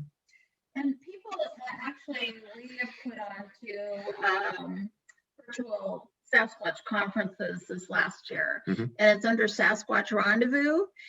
So there's a website and there's a contact form there. If anybody wants to contact us for some reason, just fill out that form on SasquatchRendezvous.com, and it comes directly to my email, and then we can communicate that way. Do you want to put the link in the live video? Put the link in the video for that stuff. If you want to put any links, just add it so people can see that. Yeah. We can see that. Yeah. So, you want to end off with a favorite story or some overall thoughts or whatever? I think I'm storied out. I mean, there's lots of stories, so I think I'm good. We need a campfire, Brian. The last I heard, the border opens on February 25th, but that's going to be pushed out again. But still, we need to sit around a campfire and talk all night. That's what we need to do. Yeah. And sing. With about 100 people, that'd be nice. Just don't bring Mitch up. Yeah. If Mitch comes up, don't let Sandy know, because him and I are trouble when we're together. I love you, Sandy. You know that. Hey, after the show, make sure you go back and talk to the comments. We got like 75 great comments, and you know what? Why don't we wrap it up? But read some comments, and then if there's any questions, we can wrap it up and just address those. Mark Roberts I think he had a good one. Who was that? Sam Chandler says, I was camping in a caldera this summer, and a male yelled from the edge of the caldera, and a female called back from within our camp. Sounded similar to their recording. Wow. Great. And then, so Mark Roberts says, the energy of your heart, the heart of your energy. He said about this thing about the light. This goes back to the lights. He said, I had Carl is his big buddy, his Sasquatch friend. He said, I had Carl shine his bright light down into my face while I was talking to my good friend Chris. It came down on me from about 10 feet or so above my head. I asked him to, and he did. So that was pretty good. Then Sam says, some of the lights are higher dimensional entities manifesting or forming in this density as light, and sometimes using plasma. Some are eye shine, and some are heart light from a cloaked Sasquatch. That's a good one. Deb Matthews. Randy B's been in the house for a while. Beans looks more like the dude from Big Lebowski. Oh, that little I'm the dude, yeah. Deb Matthews says, I just before my spouse died in 1999, and within 6 months after our son was killed, we were sitting on the south side of the house. Tom jumped up off his chair and said, I'm going to get a message from Tommy. He was so nervous because he was not a believer of spiritual things happening. He had a lot before his passing, though. He sat back down, and I was looking at his face. It lit up, and his eyes got big, and his mouth hung open in shock. I turned my head to the left, to the south, to see what he was looking at, and I saw the tail end of a huge rainbow comet, what it looked like. That was traveling horizontal from east to west. The most beautiful thing I've seen from spirit, besides the awe of the tiny lights all over in front of me. I'll have to draw it what it is. Okay, then Christina McDonald is in the house. Mark Roberts again, Randy B. Mark Roberts knows about healing. You had great stories about healing, brother. And let's see who else is down here. Chris is great news. Mark's, Brandy B. That's it, I think. And, Okay, I got again, a good. Are we done? Yeah, that's it. I got a good way to end it off. Tell me 80, one time. 80 comments and 50 shares. That's pretty good. Oh, good. Tell me one time when the Sasquatch showed you love and compassion. And I'll say. Well, anyway, you guys go ahead. Oh, I know. Hmm. In Cougar Camp. Oh, Cougar Camp. So we were camping down in Skamania County last year. Very small camp out, one of our little private ones that we did. And there were 6 of us, but we got divided into 2 camps, 7 of us really. Peter was there. But we were very remote. There was not room for everybody. very remote. So we even went more remote, another 1.5 miles or so up this old Forest Service road, found this area, pulled through there and set up camp. I was very uncomfortable in the camp. I wasn't liking it. Didn't know why.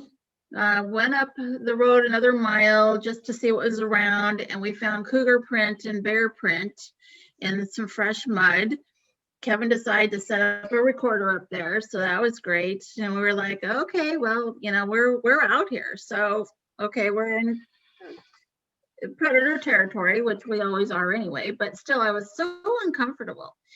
Went back to camp, got set up, had a nice campfire, went to bed. I'm always the first one in bed, usually the first one up. And I get in my bed and I close my little eyes. I'm still awake. I hear them talking out at the campfire. And in my eyes, my head, my mind, right here in my face, I see a forest person face pop up, come into my vision. And I'm calling it a he. I don't know if it was a he or a she, but it was a he. And he just looked at me so soulfully, and he wasn't angry, he wasn't happy, he didn't really have an expression of an emotion. He just looked at me, like deep into me, and I instantly started talking to him in my head and asked him, you know, if this was his territory. Yet I knew it was, of course, the answer. And I thanked him for allowing us to be there and what our intentions were, that we came to connect with them, and we would appreciate any favor that they would like to show us. And there was just so much soulfulness and wisdom in his face, and he just looked at me. He was handsome. He wasn't scary looking. It wasn't a monster, nothing like that. He had no hair on his face. The hair was around his face, you know, on his head. His eyes were brown. There was no white, no sclera. They were brown, and the veins in his eyes were a darker brown. I could clearly, I mean, he was right there. And so I just took it all in. So his eyes are brown, the veins were brown, darker brown. In the middle, there was a vertical, like our pupil is round. Well, his was more linear, and it had a little roundness, a little bump on each side, and it was gold color. They were beautiful. So, I mean, he was right there, and I just had this sense of comfort and knowing that he was there to watch over us. And then he went away. When he disappeared from my view, my eyes, all these other entities started filtering in, and they were entities. They were things that I were not familiar with. And I just said, no. I'm only here to commune with the forest people. No. And that stopped them right then and there. Well, so I went to sleep. Come to find out, we had cougar in our camp, right on the perimeter of camp, and actually in our camp. Right Because next to Wow. yeah. every night that we were there, and we were there for 4 nights, there was one that purred right behind me. One morning I got up, started the coffee, went to make That's the a kitty fire, cat. You don't want to sat down in my chair. Yeah, sat down in my chair, and I put my chair next to a fir tree that had branches down to the ground so I could see the 3 perimeter, around the 3 sides of the camp. And from right behind me, here's this purring. I mean, I jumped out of that chair like you wouldn't believe, grabbed the fire stick, turned around, started yelling. And I felt sorry for the poor cougar. But then Ashley, she had cougar around her tent. One morning, yeah. Oh my gosh. But she also had forest people prints. 2 forest people. You want to talk about the love shared. I'll get the dog. You talk about that. Yeah, there was a lot of love shared there, and a lot of protection. And yeah, it was amazing. We found a 23-inch footprint down there. Mm-hmm. That's not the largest that we've seen, but it was a big print. My fist fit right in the toe, the great toe. It was amazing. But I really felt this protection, and we did not have a sighting of them, but other than the one in my face, and we saw the first people's prints in camp, as well as the cougar. So that was very reassuring and loving to me. I felt that I was truly protected and reassured that they were there and would watch over us. Yeah, I know and that. And then the other one would be the glyph that was left here in the house, the glyph, the watchful eye. And that happened before that. I had quite a night that night. Got a message in my head about an individual I was worried about. Had some out-of-body stuff happen. And that morning, I came upstairs, and there was a glyph here on the carpet, and it looked like an eye. It looked like an eye, and I just took away that there was a watchful eye watching over us. And so I said, thank you. We took it, we put it in a frame, and we love it. So yeah, Beautiful those stuff. are mine. What are yours? Great. That's plenty. Okay, Kev, you're up. I don't know if it's forest people or not, but I had Ophia come to me in a dream one night in the winter. Again, very profound dream. I mean, it was spelled out Ophia in the form of a Facebook message from Sandy. You know, the bubble you get, and she spelled out. Again, this is not so much in a dream as like it was in the morning, between sleep and wake up, that area in between where you're not totally asleep but you're not awake either. I saw a unattractive black nurse in a hallway. I work in hospitals, used to quite a bit, and so this is an area I can remember. I'm familiar with. It's a scenario I'm familiar with. She's in scrubs, and she looks at me. She's shorter than me. She looks at me, and then all of a sudden she's naked.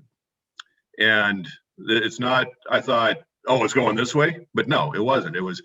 I remember looking in her eyes, and all of a sudden it was just me and her. We held hands and looking her straight in the eye, and I felt love. Like, I can't explain it. It can't be felt. It's beyond human ability. But I felt the kind of incredible, explosive kind of love, but in a good way, not in a violent way. It's just incredible in all manners and all aspects. It's just I was able to witness what real is it universal love? I don't know, but Yeah. it was absolutely incredible, and I'll never ever forget those eyes. Yes, when I Ever. I mean, experienced it my was- thing, it was- when I it was experienced very- my Love Zap, that was the first thing I thought of, universal love. So maybe that's what you had. Yeah. Awesome. For Love Zap, Yeah. from Ophia. That could have been a love zap, but it wasn't a zap. It wasn't anything physical. It's just, I mean, and to this day, it's just, I get chills thinking about it. Yeah. And, you know, could it have been just a dream? I don't know, but boy, has that stood with me, and it has made such an impact on my life. It really, really has. Well, I don't think that was a dream. You, It was a dream. you forget Well, dreams. You, I like you're being very socially responsible, Mr. Beans. this is a trick. Did you want to end up with the time the Sasquatch showed you love, or should I do mine and then we'll let you have the encore, Mr. Beans? Okay, I'll go then. He's busy. He's busy. So, I'll I let you mean, know. it's so hard to pick. I mean, I'm sure for you Yeah. guys too. I mean, when my mother died, that was amazing. I've also had protection stories like what Sandy was talking about, where there were bears around and they were watching us and stuff like that. But I'm probably going to say that what I really liked is, you know, my drum. Well, you know, you've seen me play my native drum, my heron drum.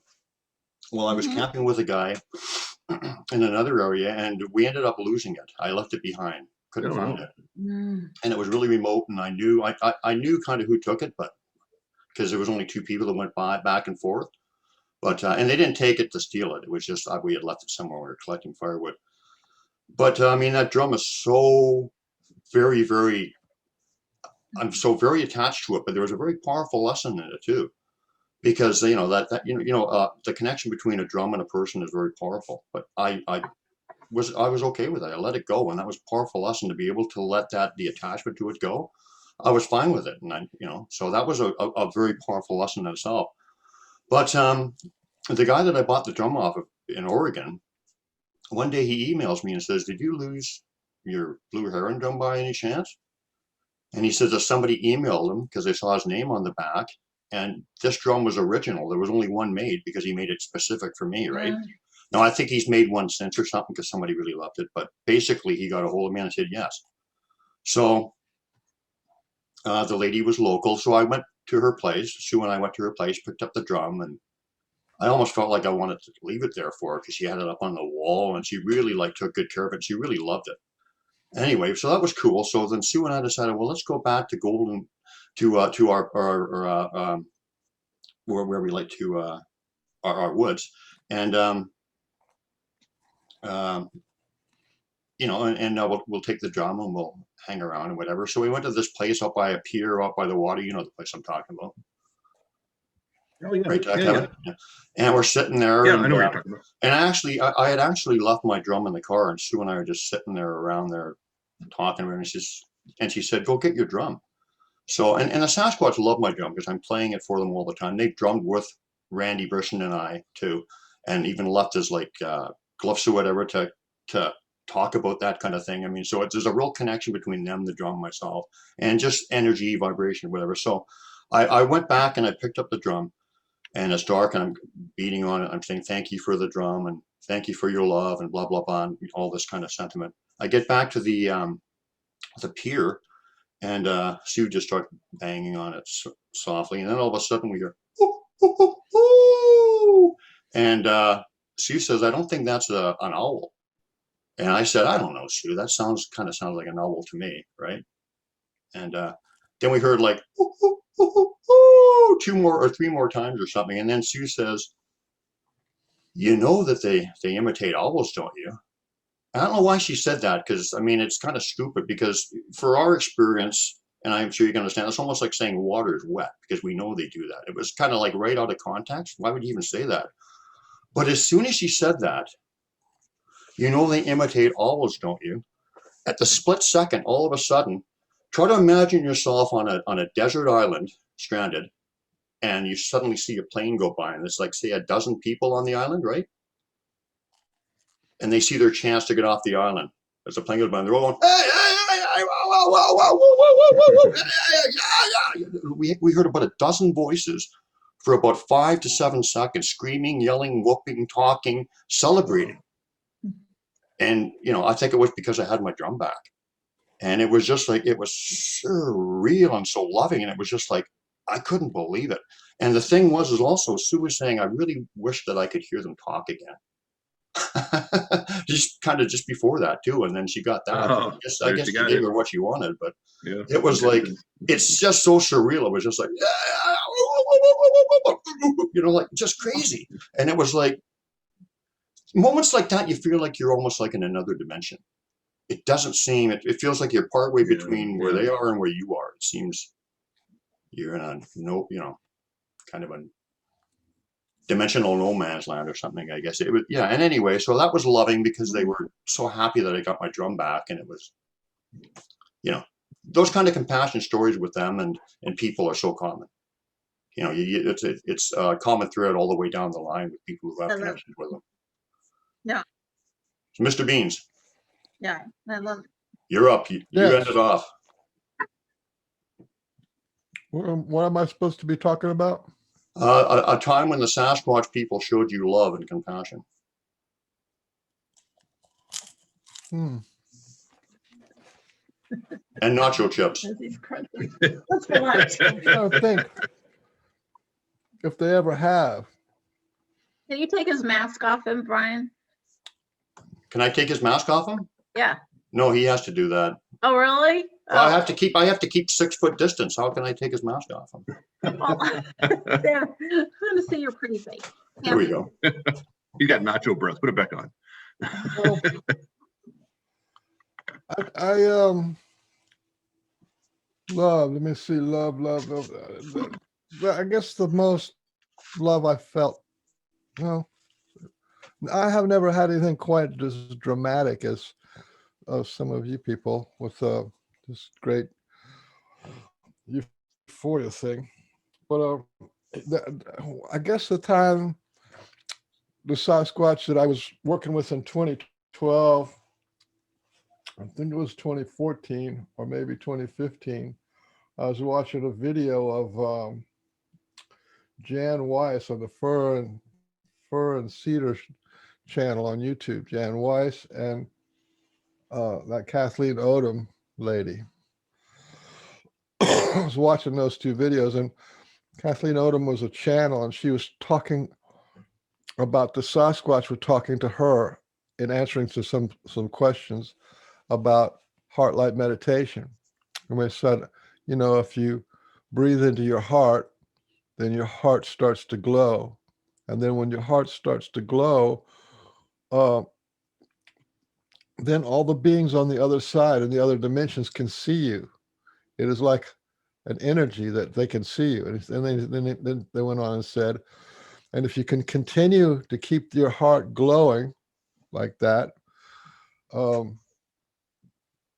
then you can feel your whole body fill with light, and then you can disappear. And I said, in my mind, I'm sitting there watching, just like right now, looking at the screen. I'm sitting in my mind. As soon as she said that, I thought in my head, I could never do that, right? And as soon as I said I could never do that, a big baseball mitt-sized hand sticks his hand right inside my heart, and and it's like I knew what was going on like that, and then I was compelled, like you were compelled to not move. I was compelled to breathe, and it was like I can't even do it hard enough or deep enough. It was like a real deep, hard breath, and it went on for a good while, and along with that was like an initiation, and the initiation was to follow the energy of the coolness of your breath, the coolness of the air that hits your tongue that when you breathe in with your mouth open, or your nose when it goes. You feel that coolness, and you follow the coolness down your throat. You follow the coolness down your throat until it gets into your heart, and then you're walking your mind down into your heart by following the coolness of your breath, especially when the energy's amped up. And then you are in your heart, and you can actually begin to feel your heart glow or grow. And it's sort of like a pressure or a vibration. And so I've been doing that every day pretty much since 2014. So it's kind of my peaks and valleys of love is kind of, they don't shoot up. It's kind of steady, you know. So yeah, I mean, but I knew what that was because I had met a living person, perfect master. I had been initiated into Kriya Yoga by you know, a Sadguru, a true guru, and so that's how I knew what he was doing. Because when the guru gives you the knowledge, right, it's a transference of energy, and what it feels like is if somebody pours you know, cool water on top of your head, and it goes through your body, and that's what you meditate on, right? So this was an initiation, and only the gurus, these kind of gurus that can do this transfer of energy, are the highest human beings on the planet. And this Sasquatch, and all Sasquatch who give you that heartfelt feeling or that love feeling, they are higher, as high or higher than the most holy men on earth. They're archangel class earth spirits. Archangel class earth spirits, not just, they're no slouches. So when you work with a Sasquatch, you're being taught by a Sasquatch, you have the student mentor, the mentor. That's really high stuff. This is the same kind of stuff as the guru devotee relationship.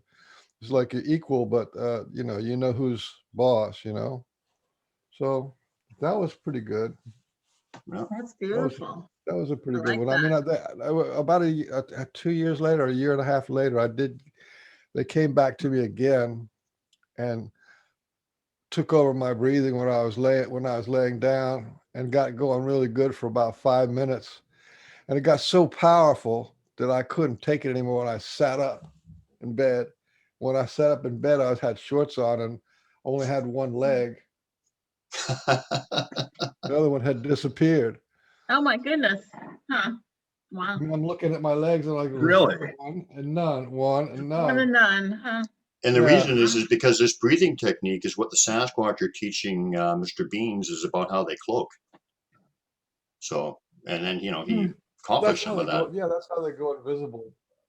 Not really Yeah. sure how it works, and it was not me doing it. It was just like me with a big boost of yeah. And there's other stories about people being around Sasquatch and going invisible, or the Sasquatch doing stuff energy with their hands, and then they see that their hands go invisible. So it's whenever you vibrate at a higher vibration to the point where you go beyond the light of what your eyes can see, and you go invisible. And the freaky thing about it is you don't feel it.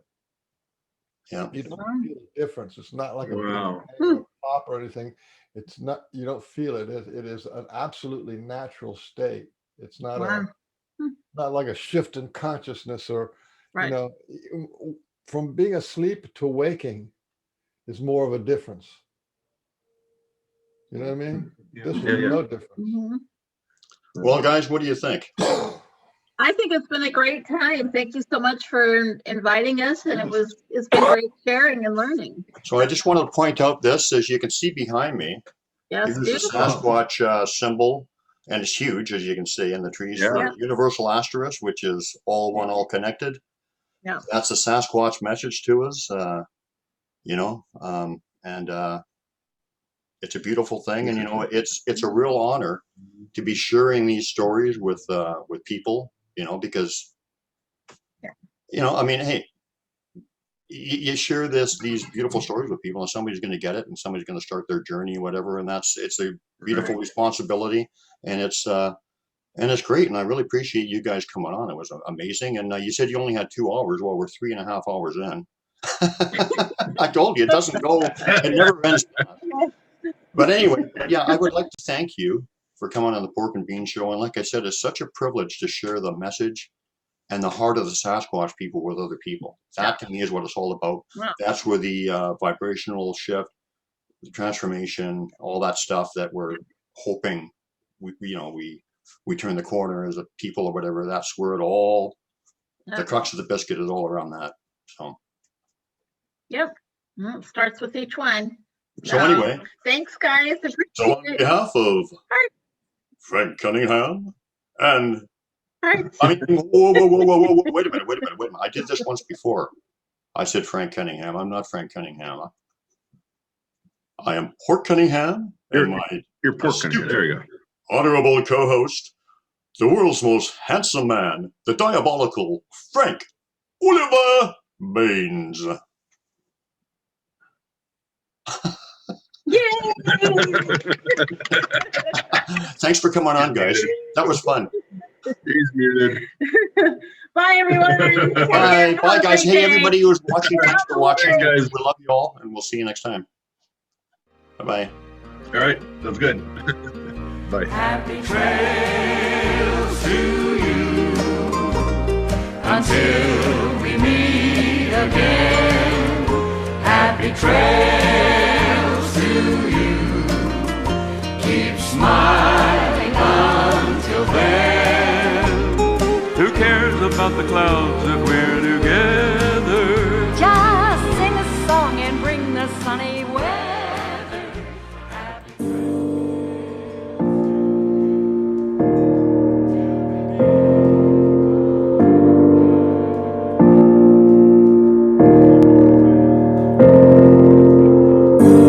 Talking to the forest, talking from my heart, talking to my people, we're never far apart. Feel the vibrations, love comes streaming in.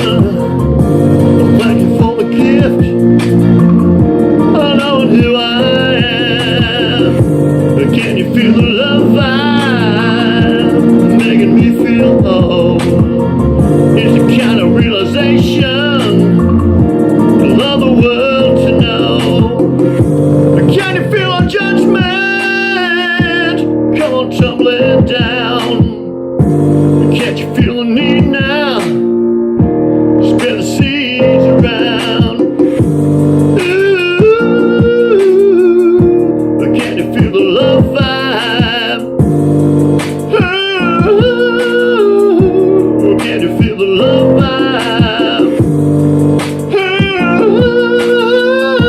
Ooh, can you feel the love vibe? Ooh, can you feel the love vibe? I'm talking to the forest, I'm talking from my heart, I'm talking to my people, we're never far apart. Feel the high vibrations, love comes streaming in. Thank you for the gift, I know who I am. But can you feel the love vibe making me feel whole? It's a kind of realization I love the world to know. Can you feel our judgment? Come on, tumbling down. Can't you feel the need now? Spread the love around. Ooh, can't you feel the love vibe? Ooh, can't you feel the love vibe? Ooh, can't you feel the love vibe? Ooh, can't you feel the love vibe? I'm talking to the forest, I'm talking from my heart, I'm talking to my people, we're never far apart. I feel the high vibrations, love comes streaming in. Well, thank you for the gift, I know who I am. But can you feel the love vibe making me feel whole? It's the kind of realization I love the world to know. But can you feel our judgment? Come on, tumbling down. But can you feel the need now? Spread the seas around. Can you feel the love vibe? Ooh. Ooh.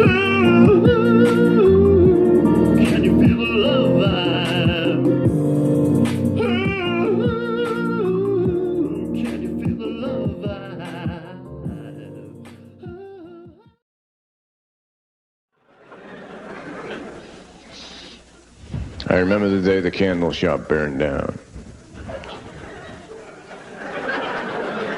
Everybody just stood around and sang happy birthday.